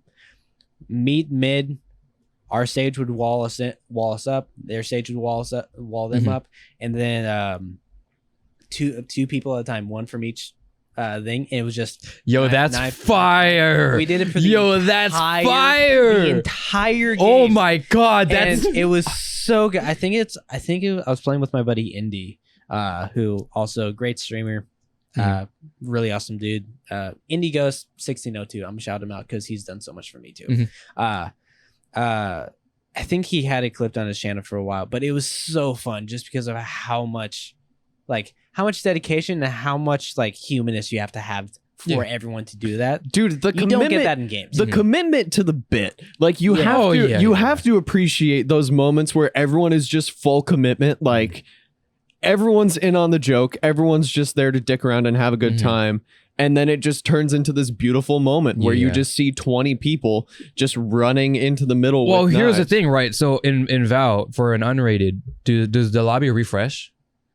It's like CS:GO 5v5. Okay, so the lobby can stay. Yeah. Okay, that was a beautiful thing about it because nobody really left. For those couple rounds where just knife only, Negev only, whatever it is, everybody stayed because we all just had a good time. We played all sorts of maps and we were just fucking around the entire time. I think the second map we did like Negevs only for a few. Yes, rounds, we did. We did. Just gave up. I think so too. Well, at that point we'd done like 3 or 4, and it was like, okay, let's. I think we've had a night. You know, it's all good. We all said our goodbyes. I remember this exactly. Okay, it was a mirage. And most of the people had left except us. We were still kind of lingering on, but I think we were teetering on it. And then some kid joins, Squeaker Kid, of course. Yeah. And then, you know, we kind of tried. We're like, hey, Negev's only. And then, you know, we kind of hear him. We're like, all right, let's just fucking, all right, let's head out. That is definitely one of those, all right, I'm head out moments. Yeah. It was spectacular though. It's a shame it's not recorded, but I think there's a charm for it not being recorded. I think it's like that thing of like a lot of people nowadays have, when they have like kids and everything like that, they record every single little thing. And it's like, for instance, like me with my niece, because she's 2.5 now. Yeah, just over 2.5. Sure. Some of my like favorite moments with her are where there's no cameras. Right. It's just a memory I have. And it's like, yeah, I have the memories that I love to look back on that I have on video. Right. She took my phone one day when I was videotaping with her and then ran through it with it in her hand. Yeah, and the classic. It's just so cute. Yeah, stuff like that. But like, it's those moments when there's no cameras. It's just you and whatever's happening. Right.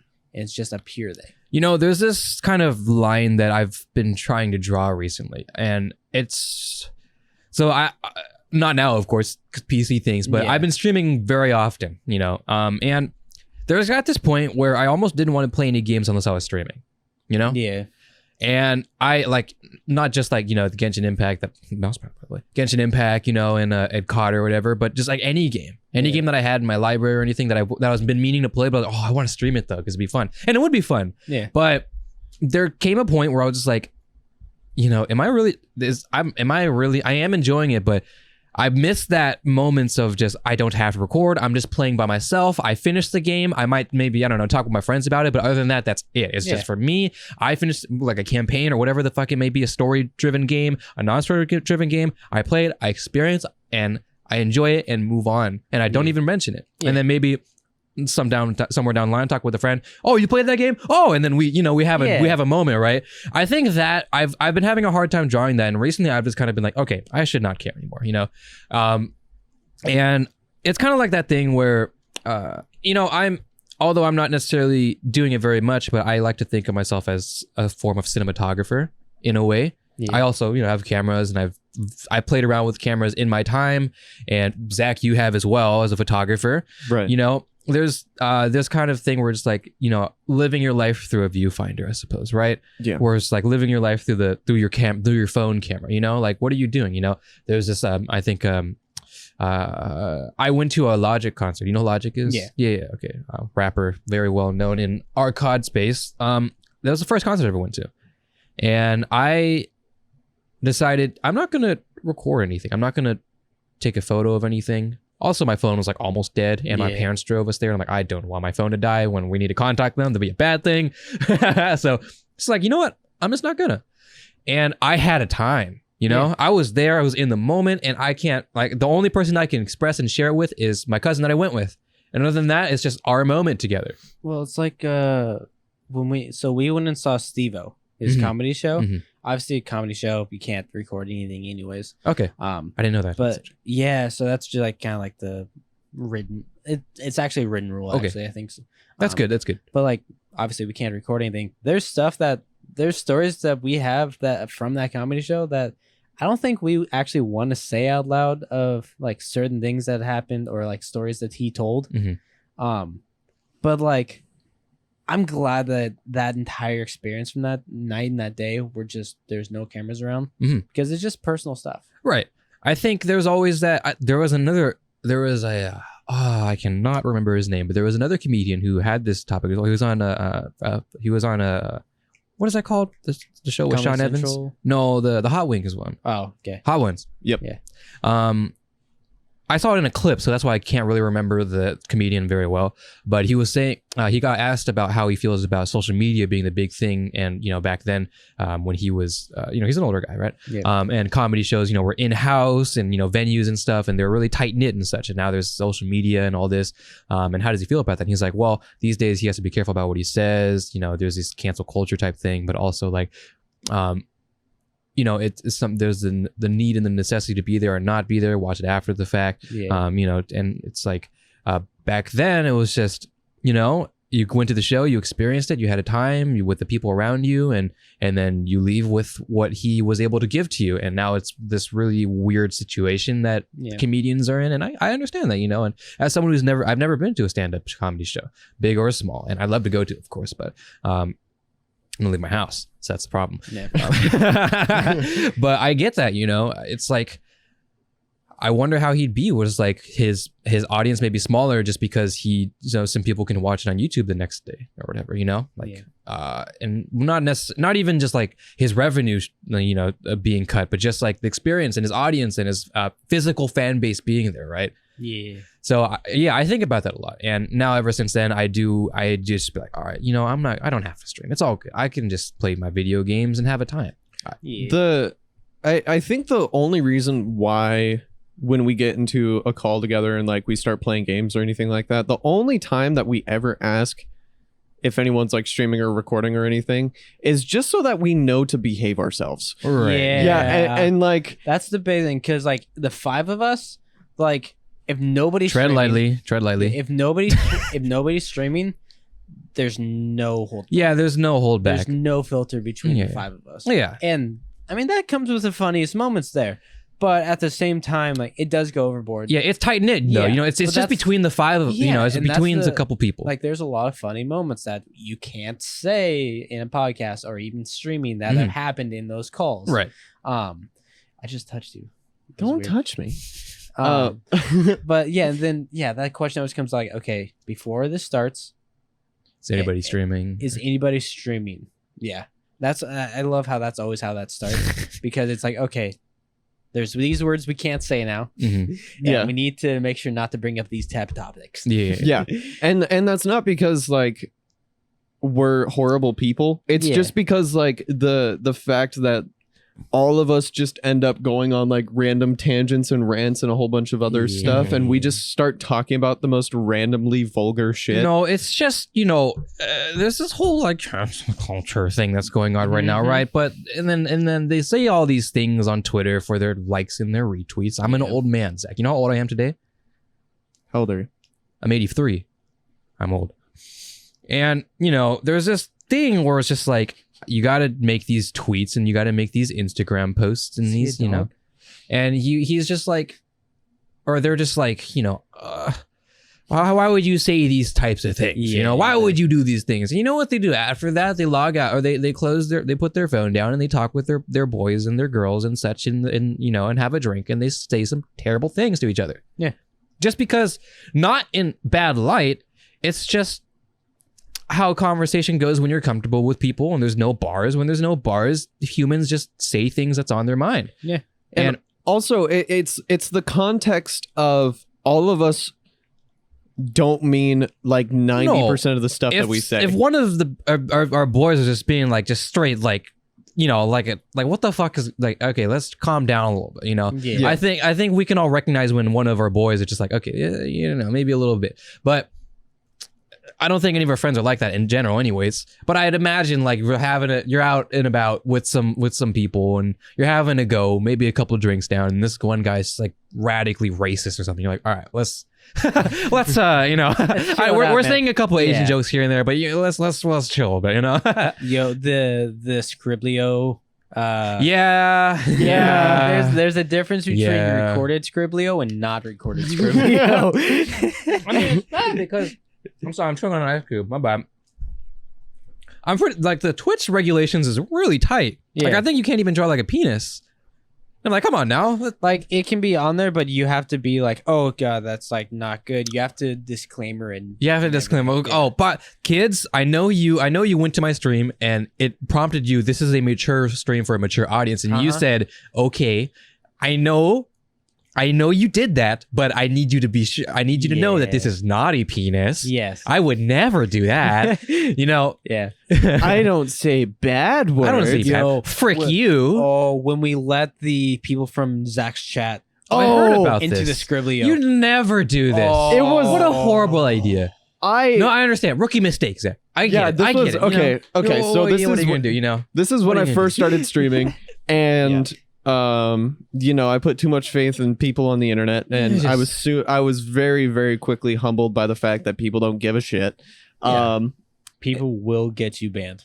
And in an afternoon, that's all they do. Yeah. They go on the Scriblio category, like they go out of they leave their 9-to-5 job, getting shit talked by their boss all day. They're like, you know what? You know how I'm gonna spend my night? I'm gonna go on this Twitch.tv Scriblio category, and I'm just gonna ruin some people's streams because that's what I do. Yeah. That sounds like that sounds like fun. My dad is yelling at me. My sister's pregnant. I'm just gonna, you know, this is what I need to do. I'm gonna ruin someone else. I'm gonna, yeah. Does this sound targeted? Maybe, but you know. But yeah, no, rookie mistake. That's why I never do it. Not even to my own boys, Zach. Because I have a single rule in my stream, and it's that if we don't make prior arrangements to stream together, I'm not gonna play with you, even if it's you, Zach. No offense, but it's just like that's just how it goes. Because obviously, I would love to play video games with you. I love to play video games with you, Jackson.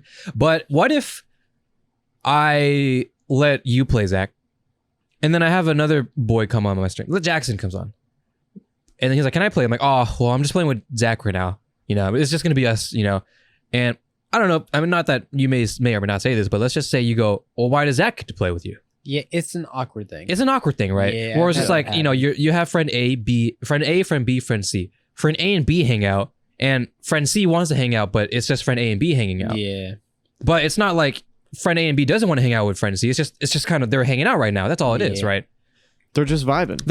Yeah. There's this big thing with that going on with Val right now. Mm-hmm. So with competitive queue, in Valorant, you can't 4 stack. So you can't do So out of each team has 5 people. Yeah. You can't load into a competitive game with 4 people in your lobby, so there'd be 1 rando. Really? Yeah. So you yeah, it's because like if there's 4 people in the lobby, so a lot of times they're in a Discord together, so they're all getting call outs to each other, and that one person just in there with no call outs. They aren't. That makes sense. Yeah, it happens. Yeah, sure. I've been on when I used to solo queue a lot. Yeah, I would get that quite a bit. No, that's under. So now it's this weird thing of whenever it's like you and 2 other people and you're playing Val, it's like, all right, yeah, we'll just 3 stack go into a thing. It's either 3 stack or 5 stack, but nobody wants to 5 stack in Val because when you 5 stack, you get put into a higher rank than usually would. Okay. Anyway, so you can only 3 and 5, not just not 4. You can do 1, 2, 3, and 5. I see. You can't do 4. That's interesting. Okay. Yeah. I thought 3 was the max. I was like, that's odd. No. Okay. I understand. So now it's like this thing of like, okay, you have 3 in here, and then someone joins the call that you're in. Right. And then it's like, hey, can I play with you guys? It's like, yeah, it's we don't have anyone else on our friends list to join. Like we would, but like we're gonna do comp, and like we're like we can't. It's such an awkward thing to have happen. Also, when you join in and they're like, yeah, we're just waiting for another person to join, so we're full. Right. Yeah, it's that same mentality of like you don't want it to be awkward, especially if you're streaming. Right. But yeah. No, even like, even if we're like close friends, it's like it's hard to be that person. I think these days I've realized that I think like, especially if we are close friends, we would understand. So I'm just more straightforward. I'm like, hey, I'm just going to play with Jackson. Sorry, Zach. Or I'm just going to play with friend A. Sorry, friend C. I've come to this understanding and that we're adults and we're not going to get that butthurt by it. So I'm just like, okay, I'm just going to let my boys know. It's all, it's all good. That gets loose and, relationships play into role. And it's like, how much do you know them? And et cetera, et cetera. Whole social bullshit. This is why I'm by myself. This is why I never leave my room. Yeah. But and like a lot of the time you're streaming like Genshin and that kind of stuff. That's and like, true. That's true. When you're doing that and I'm like, hey, yo, we're playing games. You're welcome to join if you want to. And you're like, you know what? I'm just going to chill and play Genshin. Like, that's totally fine. Yeah. And like, How many days to do, Zach? I got waifus to pull. Come on. Yeah. I need my JPEGs, Zach. My JPEGs are my treasures. But yeah, it's like when... NFTs. Genshin NFT, yo. I own Mona.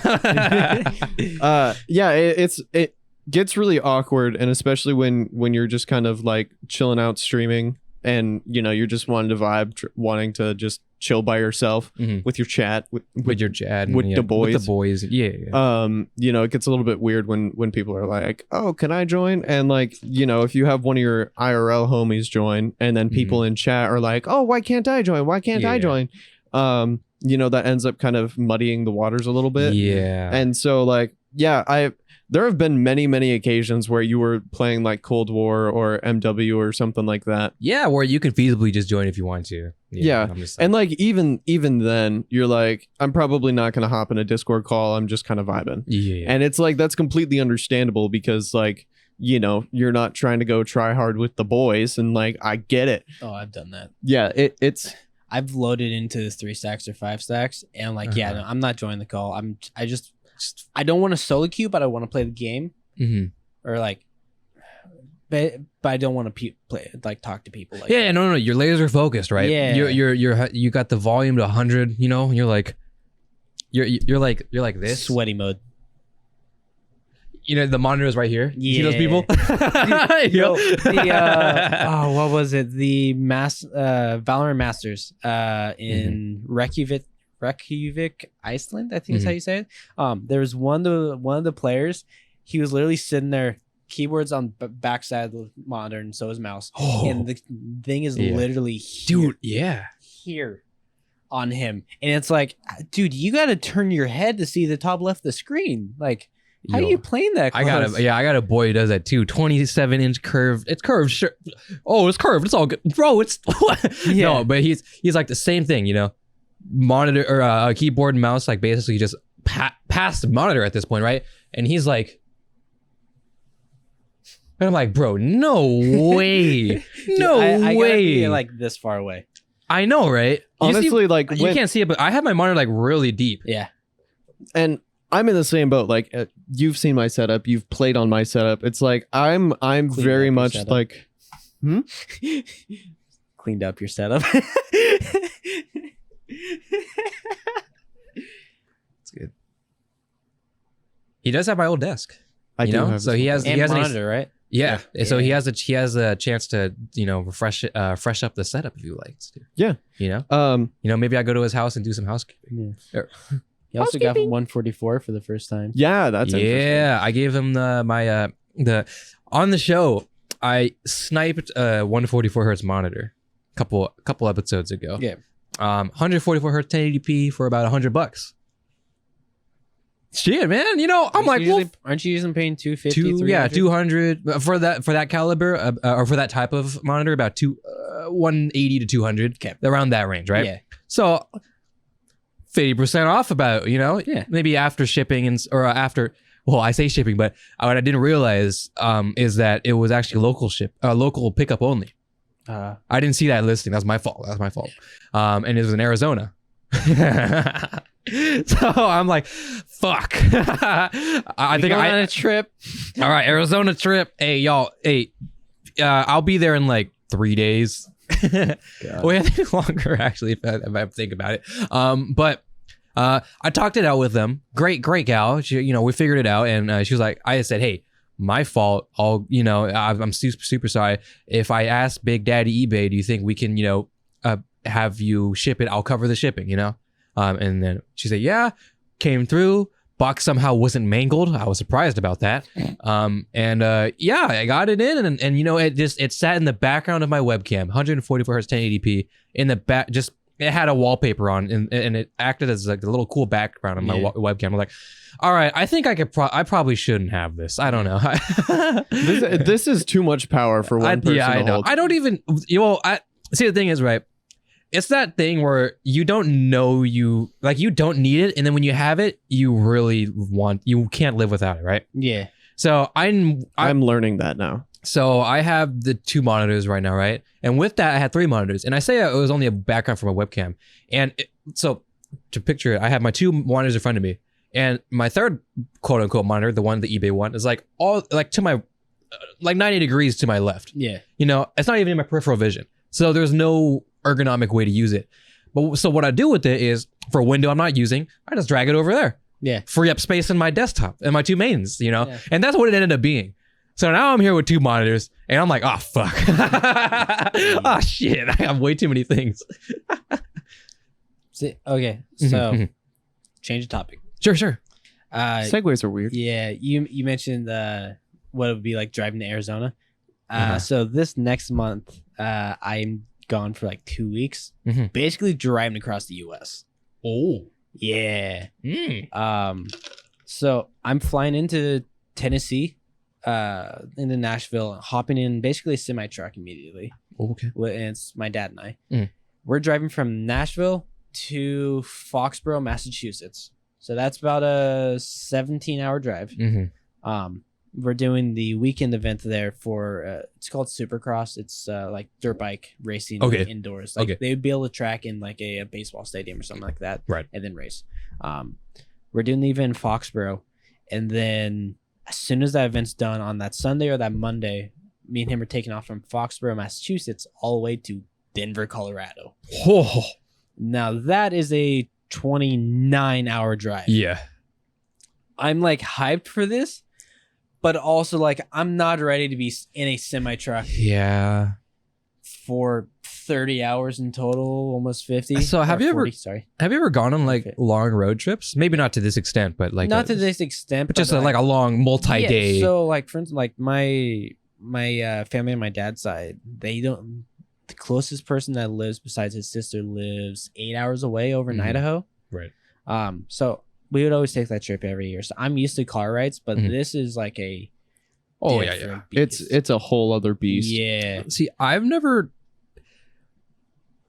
The concept of road trips is so weird to me because I never really understand. I can understand like the kind of being close to the roads, the sightseeing, and all that type of things, but as someone who gets really easily uncomfortable in a car after a very long time, like I don't get car sick, but I get like I get restless. Yeah. Basically, like I can't even sleep in a car. Oh, I mean, I could but it'd take a bit. I'd have to like my body would have to really just give up.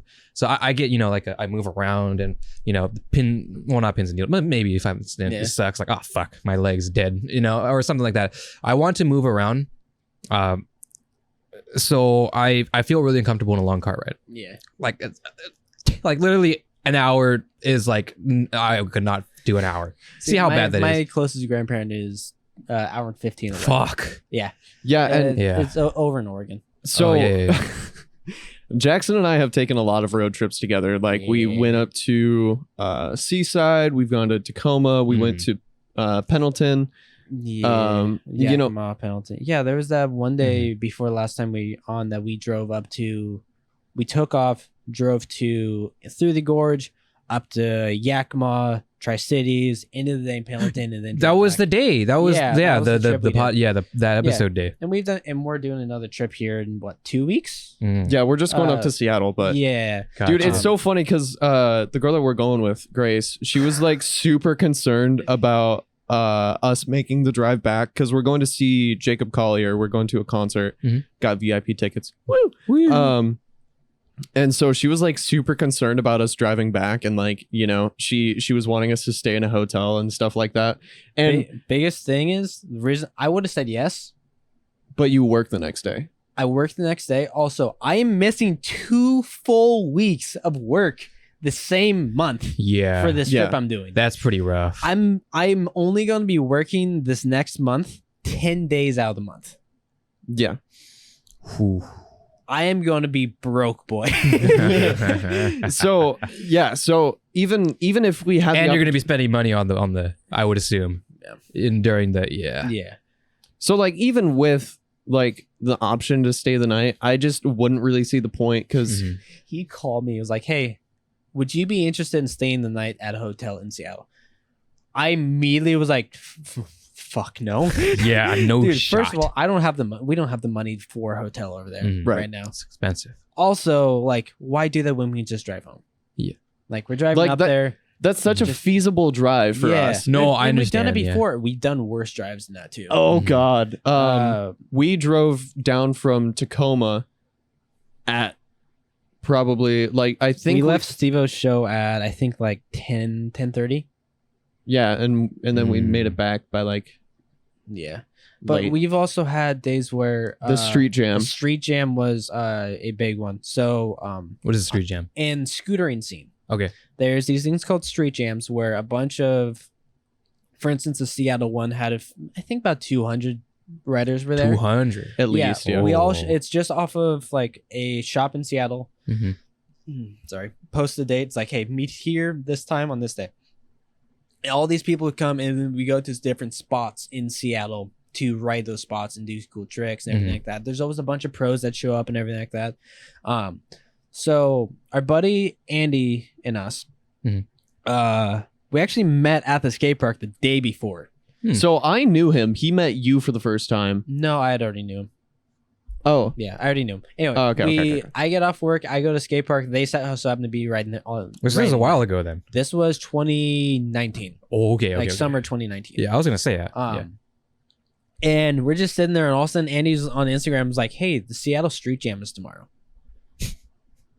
You guys want to go?" I was like, "Fuck it, all right." So we spent that night together, which we played tennis at like 11 o'clock that night at the high school. And then we got up at like 6 in the morning. Yep. And then so we got up at 6, went to the local park to warm up, and then drove and stopped at a few parks on the way up, and then got to street jam around noon. And then did the entire street jam for a few hours, which we're going all over Seattle. And we spent that entire day doing that. Oh my gosh, dude. And we rode like public transport and shit.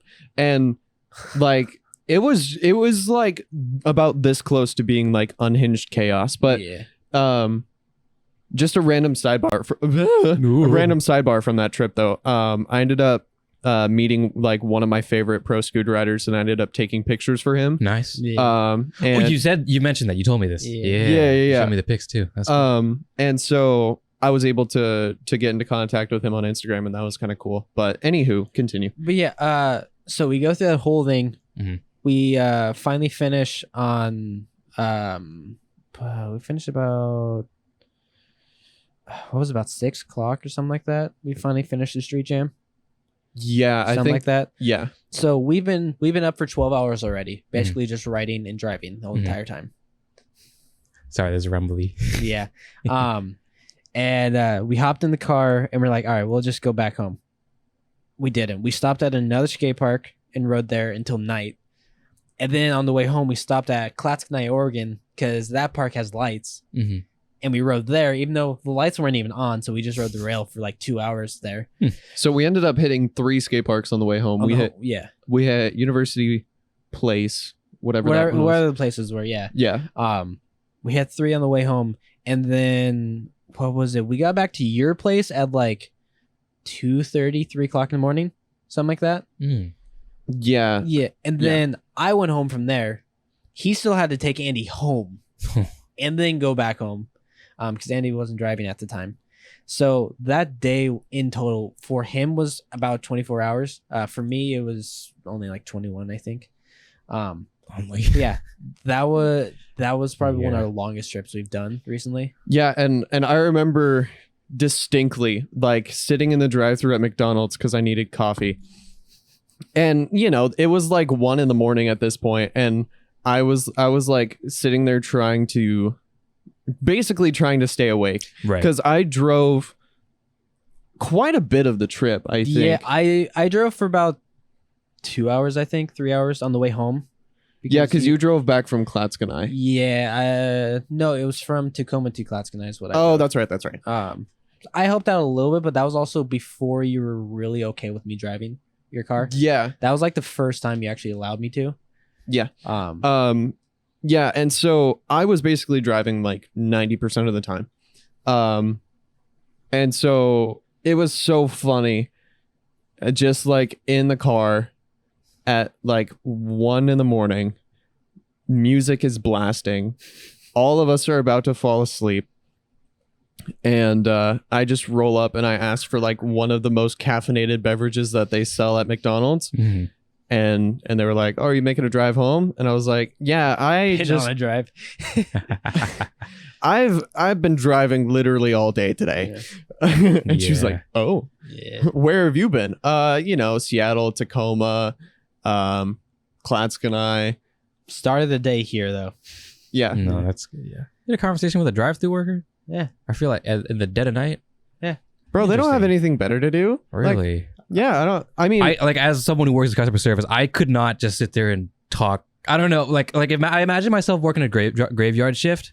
Yeah. And I would just be like, bro, I don't want to talk. I don't want to do anything. I guess it's kind of like a knee-jerk reaction of just like wanting to make sure that like they're okay. They're okay. Yeah. I understand. And also just kind of having that like mental stimulation throughout your day, you know, like especially when I was working retail, it was like those people who actually like did more than just the, "Oh, hi, how are you? I'm doing good. Wonderful weather we're having." Just super surface level bullshit. Right. You know, like the stuff that Arthur said at the very beginning. Yeah. Yeah. Yeah. Hey man, don't jock on my icebreakers. Come on now, I've honed this for years. My social skills are like 10 out of 10.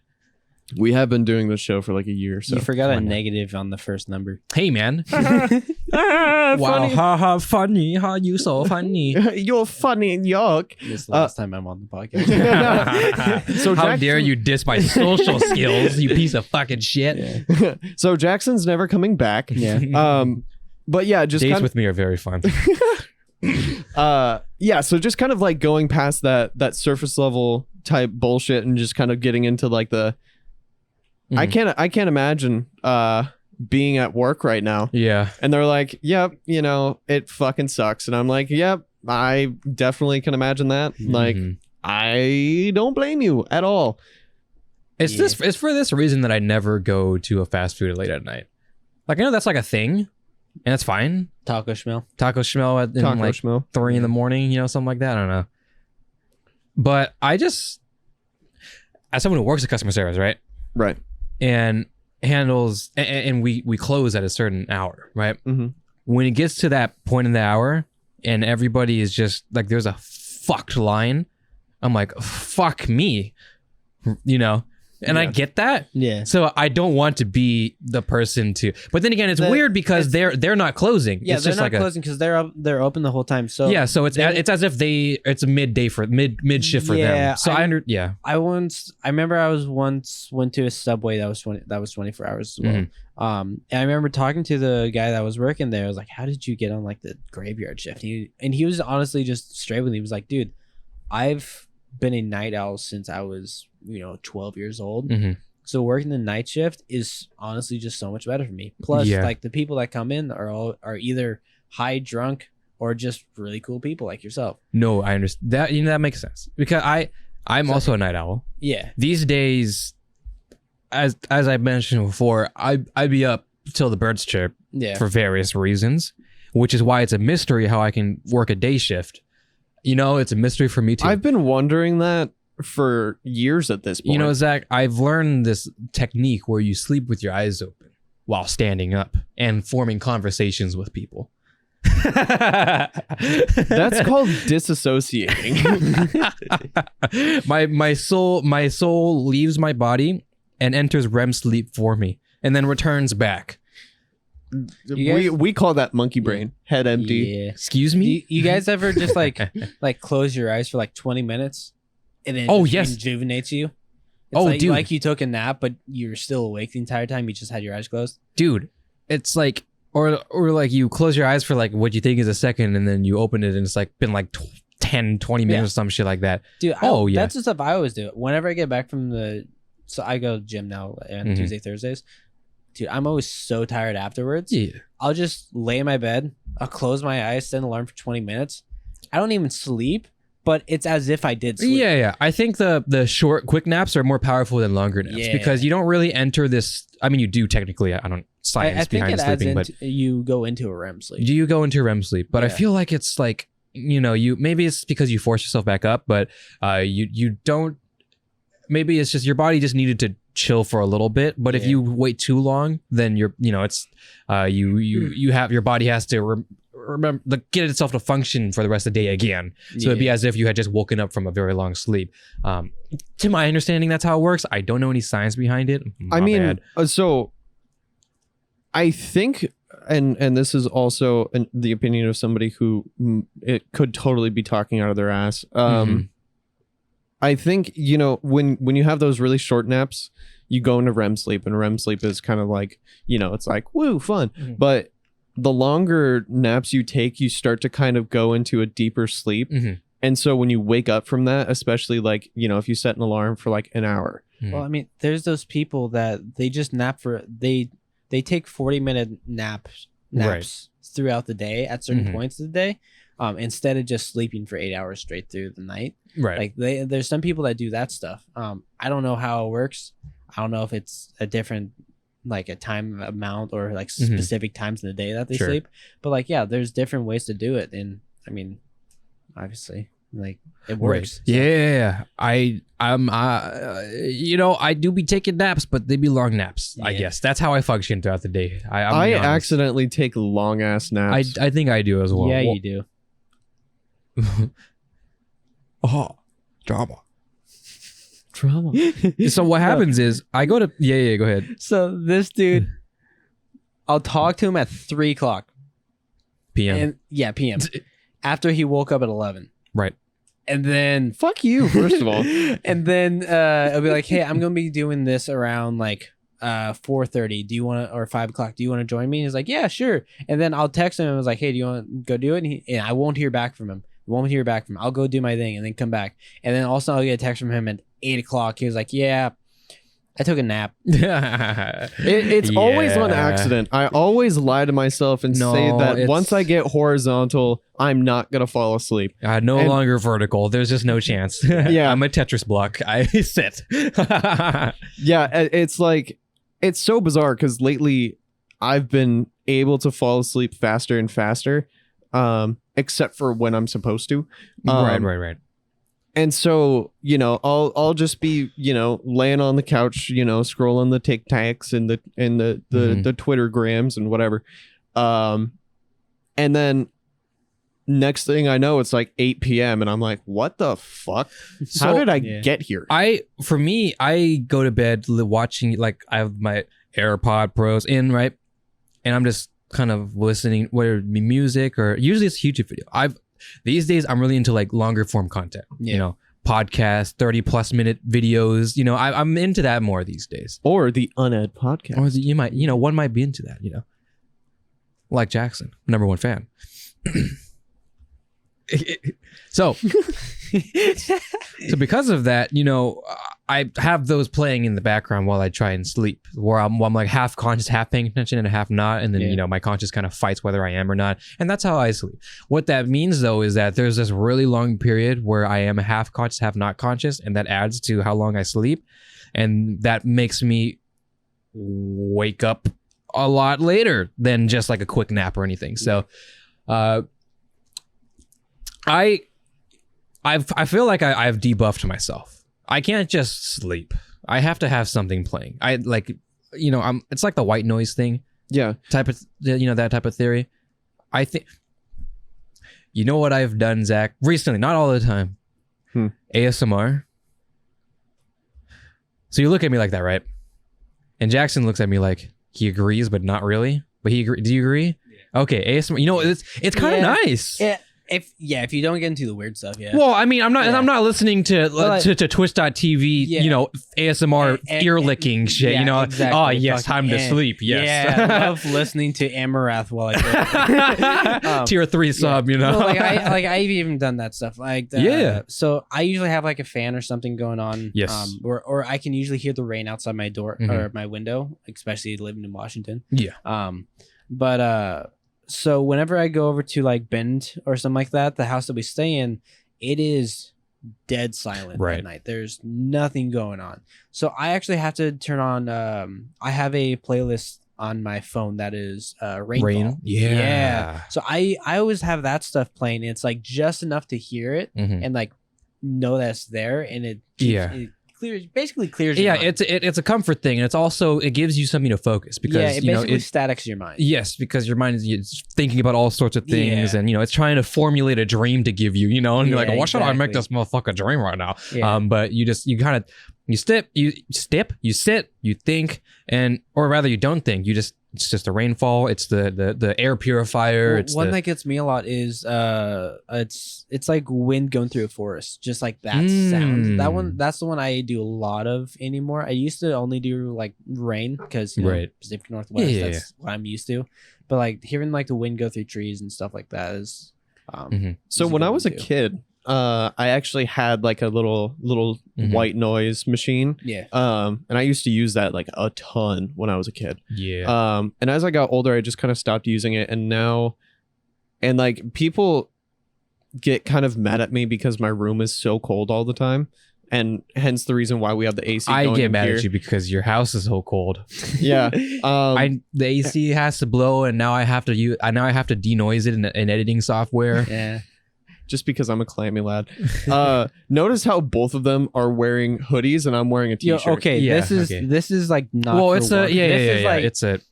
I don't know. I love those, by the way. I do too. They look good, and they don't really keep heat in. It's more of like an. It's like a windbreaker, but not. Yeah, it's more just an aesthetic thing. Yeah. It was like I put this on because I wanted something over my shirt.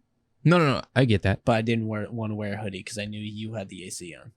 I'm just like you. I like the cold weather. Like the yeah. But I also like having long sleeves. I like the cold weather as well. You know, there was a time when I was young, 1974 perhaps, where I was in high school. And I like during when you know, not snowing necessarily, but like, you know, winter times, it does get pretty cold around here. Not like tragically cold like in Canada perhaps, God forbid. But you know, for us, and then on the Northwest. And I would just be in shorts, basketball shorts, t-shirt. There's always that one kid that it's snowing at school and they're still in basketball shorts and t-shirt. That was me. Yeah. I was the kid. Why? I'm not sure. And I was genuinely fine. Yeah. Like, I was just chilling. And literally. You just heard like one day switched on you? I think so. I don't know. Maybe it's... Well, I do enjoy my hoodies, you know. Yeah. Very comfy, you know. And maybe perhaps I started wearing... I like wearing... So I don't like pants. Yeah. Like jeans, khakis. Yeah. I don't like them. You know, and this is coming from someone who was born in the skinny jean era, you know? Yeah. I mean, crap, I think both of us are wearing skinny jeans right now. I mean, I love skinny jeans. If I wear jeans, I wear skinny jeans. Yeah. I just personally like the way they look. Yeah, same. But I prefer loose clothing. So I wear sweatpants and joggers. And I think at that point, I don't know. Maybe I started wearing it more often. I when I did track in high school, in like, I don't know, 86, I'll stop. We were outside a lot, and it is a great Northwest, and it gets pretty chilly, and I would start bringing a hoodie and we would have sweats, like track sweats and stuff, right? Yeah. And I started wearing it more often, and I think at that point, as I started wearing more sweats and no longer just my shorts, I kind of got used to it. That being said, whenever we had to compete, we had to wear these tight ass spandex, which looked goofy as hell, junk just out and stuff. Comfortable as yo, it's so nice to run in them. Oh my gosh! And since then, whenever I work out, I have compression pants. Yeah, I have tight.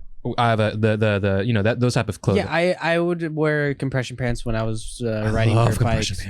Dude, I wore them when I rode dirt bikes and when I played football. Yeah. I even did sometimes when I wrestled, whenever I had to kind of lose some weight. Yeah. Or like drop weight. But dude, they're so comfy. I know, right? And they feel like, they have that stretchy elasticness that makes you really, feels really comfortable to bend and move in them. Yeah. They're nice. I don't know if it's placebo. Even if it is, I don't care. They're not that expensive, so fuck it, Maybe that's why every girl just wears yoga pants. Maybe, yeah. It's not just, it's just because that's comfy. Yeah, that's it. Yeah, exactly. It's interesting because for me, like, clothes have never just fit me right. Because I'm just a oddly shaped human. You wear jeans and a short sleeve t-shirt every single day. Right, but you don't know how long it took me to find these jeans. That's the problem. That's why I have like 3 pairs of jeans that I wear all the time and like a handful of shirts that fit me fine.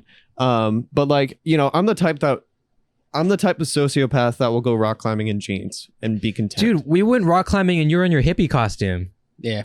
I was like, what the fuck? Like I changed. I put on some Adidas sweats and I put on a dry fit shirt and I'm like, all right, let's go, Zach. Yeah, and he's like in his, this is Halloween, or the day before Halloween or something like that. He's in his hippie costume. He's like, oh, let's go. And I'm like, bro, you want to like borrow some shorts or something? This is right after the podcast. Yeah. I'm like, I got. Like, no, I'll have a time. Frankly, he killed me. I think I cleared 1 course because that shit's hard as hell. Yeah. But I was like, damn. This is the dichotomy of it. Maybe it is placebo. I don't know. Maybe Nike and Adidas just like marketed me just so well where I can't perform without it. Maybe that's it. Yeah. So it's interesting because like I will basically wear the same thing in like 90% of weather conditions. Mm-hmm. I will exchange my jeans for cargo shorts and my t-shirt for a tank top, but that's the extent of it. And so like, I was, and Jackson knows this because he's done this with me. Like I'm the type of person that would do like snow angels out in the front yard when it's snowing. Hell no. In swim trunks. Oh, that was fun. We got your mom to film us do it. Yo, I'm turtling just thinking about that. Yeah. Oh, I love the cold, but I don't know. I'm stagnant. I'm just a gray area guy. I don't like too hot. I mean, I feel like that's general, but I think my tolerance has tightened as I've gotten older. Now that I'm 90, I told you I'd stop. I'm sorry. This time of year, favorite time of year because it's cold but the sun's out. Yeah, interesting. But honestly, I've gotten so used to like it being like 40 and and I'll be outside like with my shirt off working out. I'm like, yep, this is it. Yeah. Yeah. There was like I felt like there was this build up that you're about to do. You're like, I fucking hate this weather. It doesn't really matter what the weather is for me. I just kind of improvise, adapt, and overcome. Just for shits and giggles, I guess. Big thinkies. That's just kind of how I've always been. I've always just I think it was the fact that I couldn't be bothered to ask my parents to buy me like jackets and shit. And so I was just like, well, I guess I'm going to be slightly cold, or like you know, I was opposite. They bought me the jackets and such, and I was like, no, I'll just. My parents always buy me shirts. Yeah, they buy my clothes. They bought my clothes all the way up until I graduated high school. By the way, you know what? There's no shame in that. No. I don't give a fuck. You know, I was worrying about other things. I was worrying about fitting in. I didn't care about fitting in my clothes. You know, I was worried about fitting in the social hierarchy. Yeah. Bro, I dressed very weird. I like to think I dress pretty neutral. Yeah. Well, I mean, you couldn't go wrong with a solid black shirt and basketball shorts. So I feel like, you know. I dressed a lot nicer like my freshman, sophomore year of high school, which you were around for. Yeah. I dressed a lot nicer. I usually had like the tan pants and like a nice shirt on and stuff like that. Classic. Yeah, like I looked classic, basically like that. Yeah. And then business casual. Yeah, and then like junior, senior year, it was just like black jeans. Mm-hmm. Like maybe some like red or like gray shoes and then black shirt or just like skater. You know what? Yeah. I was telling Zach this. I've grown to appreciate the color black or the tint, whatever you want to call it. You know, I think it's like, I think when we grew up, it's kind of associated with like that kind of goth, that type of thing. Yeah. But now that, you know, I'm an older gentleman, I won't do it. I won't do it. It's a nice color. It's like it's a good accent, or not accent. It's a good color to bring out accent. It's neutral. You don't really think about it. I think white is too poppy in some cases, you know? Like I these days I don't really wear like a lot of white clothing. So I have a Valorant hoodie that's just like straight white and it's very bright. Right. I always wear, I have a Carhartt like work vest I used to wear at the machine shop that I was at. I used to wear that there all the time. And I just put that over that because it takes away so much brightness from the white. I'll have that and I'll have maybe some like red shoes on or something like that. And it's a good thing to have as a base color so you can accent other colors at different spots. I mean, so I want to say something that as the man with the brightest shirt in the room. Yeah. So basically, I think, gosh, it must have been in the last couple years, but I just really stopped giving a shit. Like, well, I mean, okay, to a certain extent. I know. Like, for me, that was college. Yeah. And like, you know, I didn't really care about matching everything. Obviously, I don't want to look like a goofball with like a neon yellow shirt and bright orange shoes and wearing like one of those reflective sauna shirts. Have you seen those? Yeah, dude, those are so funky. They're so I keep looking. I see the ones that look like, you look at it and it looks like it's like an unrendered texture or something like that. That's how I explain it. Like it's like, yo, my graphics card is real. Yeah. I'm like, yo, my graphics card is kind of slow. Bro, these IRL graphics card. Bro, these internal graphics are really shit nowadays. Damn, man, I think my brain's on like a. I think my brain's throttling 930 or something like that. I swear my brain is running on dial-up internet and Windows XP. So for me, it was, I say college because I cared, like I just said, I cared about that fitting in thing in high school. I don't as one does, you know, that's how high school does to a person. And then I enter university, not like I go to WSUV, that is, so the satellite campus nearby. And I enter my first lecture hall. And I took a look around, and and I see a bunch of people dressed in casually. I see what? You good, bro? Don't worry about it. You good, bro? Don't worry about it. All right. So, okay. No, his foot touched mine. Oh, okay. Classic. So we've done that a couple times. Yeah. So I enter university, right, and I look around. There's some people dressed casually, solid, clothes or whatever. I look over to my left and I see this guy, business suit. It's like dressed up, suit and tie. Yeah. You know? Like this guy, you know, my briefcase. Yeah. Fuck it, you know? Like, damn. I look over there. This girl, bedhead, no makeup, PJs. Welcome to college. I look over here. This girl's cosplaying. I'm like, yo. And on that day forward, I came to like my classes, sweatpants and an anime shirt. See, I had a different college experience because I was at a trade school. Right, sure. I had a uniform I wore, but it wasn't like a mandatory uniform. It was, I wore a pair of jeans that I didn't care if it got oil, burnt, anything on them. Right. And I had a shirt that did the same thing with boots on. Right. And that was my style for the entire year. Yeah. And yeah, it was kind of funny because it kind of translated to when you would come back too. And it was like, you know, you were wearing like just regular old blue collar like clothes. Yeah. Yeah. And I think I kind of had a similar situation where like I just kind of stopped worrying.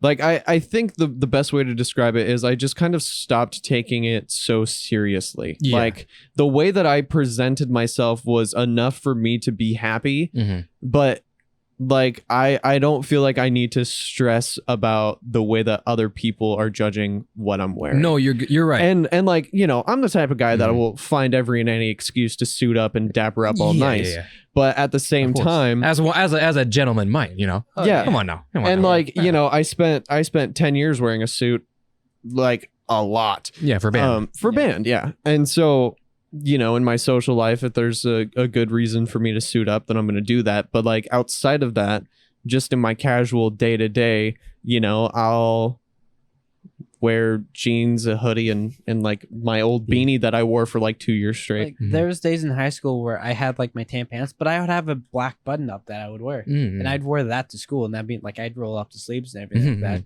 and that'd be like my fashion, like simple, clean. But also then I come back the next day and I have, you know, a rock shirt that has holes in it. Yeah. Here's a question for you guys, because I don't remember this. Did I wear flannels a lot in high school? Yeah, I'd say so. Okay. Because I do not remember when I started wearing flannels. Because from that point onwards, flannels are just so nice. They are. I can't really so rock a flannel. Versatile, you know? Oh, this guy, he's going off right now. Go ahead, Zach. Go on, Zach. Like, Go on. and you Never know, seen you like this. from an avid flannel wearer as myself, you know, it is like the closest thing that you can get to like business casual without having like an actual like, you know, white button up or whatever. Sure. And also, you know, depending on the context, it's like it can go from like super hipster vibe to like, you know, I'm about to go and like meet in a somewhat like professional-ish setting. Sure. And so, dude, I have so many flannels, like so many. Yeah, you always like, wear a flannel to the shit. Yeah, and I have a part of my closet that's literally just like a collection of flannels that That's I'll wear. awesome. I've never gotten to the flannel, you know? Maybe I do, but I can't because my closet is stacked. Like it's, I don't know how. I don't even wear that many clothes. I don't leave my house. Yeah, but I look at my closet and all my hangers are used, and there's no room for more hangers. I'm like, why do I own so many? Wait, when I do wear this, I do own this many clothes. Wait, why do I own these many shirts? So yeah, I'm in a weird predicament right now, and I have to decide, you know, if I want to throw out some shirts, but I don't know, man. Yeah, but you gotta make room for the anime shirts. I know. You know, I started buying more anime merch because of this high school thing, you know, and college thing rather, university thing, and because of that, right? After going to university and taking so many courses, like literally from one course or from one semester or term to the next semester and term, you don't associate with those people anymore from the previous. Yeah. Other than like maybe one or two max, because you guys click and you guys are good friends. Yeah.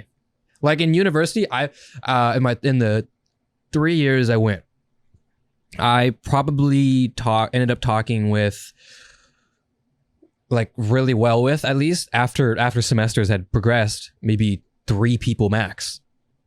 And that's not because we hate each other or anything, but I was like, we kind of just, you know, we got things to worry about, you know, we're in college, we're stressing and shit. So, you know, and WSUV, there isn't really a campus life. No. So there isn't really the biggest reason to be. Then again, I loved the campus on WSUV. It was really chill because, you know, Clark campus, although there is a campus, there isn't really a campus life in Clark. Yeah, I always went to Central for campus life. Right. Which was 40 minutes from where I was. But I also had friends that were up there that moved up there at the same time I moved up to Yakima. For sure. So like every other weekend I was going up there. Campus life. Well, what I did, I don't know if I told you, but so the number one reason why I cared about university Was it graduating? Was it school? Was it friends? No. It was a Yamaha grand piano. Yeah. A Yamaha baby grand piano. You would always go and play it. I would always go and play it. I would skip class and play it. Yeah. Mom's not here. I would. She's over there working. I would. That's all I cared about. And then we had this piano group. You know, like there would be this normal flow of guys like us that would just. A couple females here and there, you know, had a time, you know, a couple nerd guys like us were having a time. Hey, hey, yo, let me flex this fucking Chopin real quick. But let me just play some Tchaikovsky real quick. So, but we created this unofficial piano club, and we were all cool with each other, and we just talked about music and shit, and it was the vibe, and I enjoyed that so much so that at a certain point. They locked the piano because there's for Yamaha pianos I believe, well, I would assume most pianos you can lock it like with a key and stuff. To my understanding, I like you have to ask for it, and I looked at it, I'm like, this isn't like keyed or anything, so I feel like this is universal. Look on eBay, found it, got the key. I hid it in that room somewhere. So if I ever want to play it again, I could play it again whenever I want. Did you tell the piano club people? Oh, of course I told the piano club people. I didn't tell anybody else. Nobody knows. And I will not say it, nor give a hint. I mean, you just said it. No, I won't say where it is. Oh. It's in there. It's in the lecture hall. You could have a good fucking luck. There's a janitor guy that sweeps. He didn't find it. Janitor. How long did you have that key? I'm not going to say. That's confidential information, Zach. I mean, I had a janitor's key in high school. Nice. Yeah. Wait, Ariel? From Ariel? Oh my God. Why? How do you think I was able to spend so much time in the band room, my guy? Oh, you know what? It could be because they locked the band room. They locked the band room a lot. And one day, it was my freshman year, I found a random key on the ground after the janitor went to the band room. And I was like, what the fuck is this? And I had the number stamp 51. I'm like, wait, I've seen this on the janitor's keys. So I tried it on the door really quick. Opened it up, and it was one of the keys that opened up about 90% of the doors in the school. Mm-hmm. And you used it for the fucking band room. Yeah, fuck yeah. Priorities, Zach. Come on now. That's fair. What the fuck? Dude, you know what sucked though? By the time senior prank stuff came around, couldn't find it. Really? Yeah. That sucks. I used it That's freshman tragic. year and sophomore year, and then I forgot about it my junior year. Lost it somewhere in my house. That's tragic. And and then senior year came around, I just could never find it. You're gonna clean your house. You're gonna find it, and you'll be like, yeah. When my parents Let's move out fucking here go. in a few months, I'm just gonna be going through my room like, oh, what's this key? Oh, shit. You know, That's a dangerous game. Yeah, I've talked about my withdrawals, right, with my piano. yeah. Oh, not in the podcast though. As I said, room's a mess right now. My piano is inaccessible right now because there's all sorts of boxes. It's my finger. Yeah. Sorry. When I was doing this arpeggio, this right here, I almost screamed. Anyways, I'm joking, but seriously, and I kind of want to. I need to play a grand piano again. It's been so long. It's been, I think, 2 years since I played a grand piano. Yeah. Holy fuck! There's a grand piano at your church. It's a mini grand. Well, still, it's still- baby grand, either Yeah. or. You know, I need to It got play an fixed. acoustic piano. It got fixed, and then literally 2 weeks later, a bunch of the keys stopped working again. So fuck, Yeah. bro. it's all in tune though. I had such a time on that piano because that was the first. What is it? A Weber? No, is it Walt sizer? Yamaha? Yeah, And it's broke. That's so tragic. yeah. I would spend big money to fix that. I mean, they did, and then 2 weeks later, it's like the C sharp 4 key, and then the E5 key don't work, which sucks because a lot of songs I play use those keys. C4 is an octave above Right. middle C, right? Yeah. C3 is middle.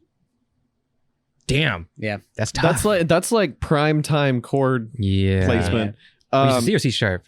C sharp. Damn it. Can't play an A. No, that's my favorite one, Zach. Yeah, exactly. No. E and A are my favorite ones. Can't play an A and can't play an D. That's so tragic. Yeah. Oh, that's tragic. Yeah. Okay. Now we'll just bust into prairie, Zach. I'll play the uprights. Yes. No, actually, no. Just all right. For the sake of the camera. Damn. All right. I never seen. Oh, Zach's like, Arthur, you shut the fuck up.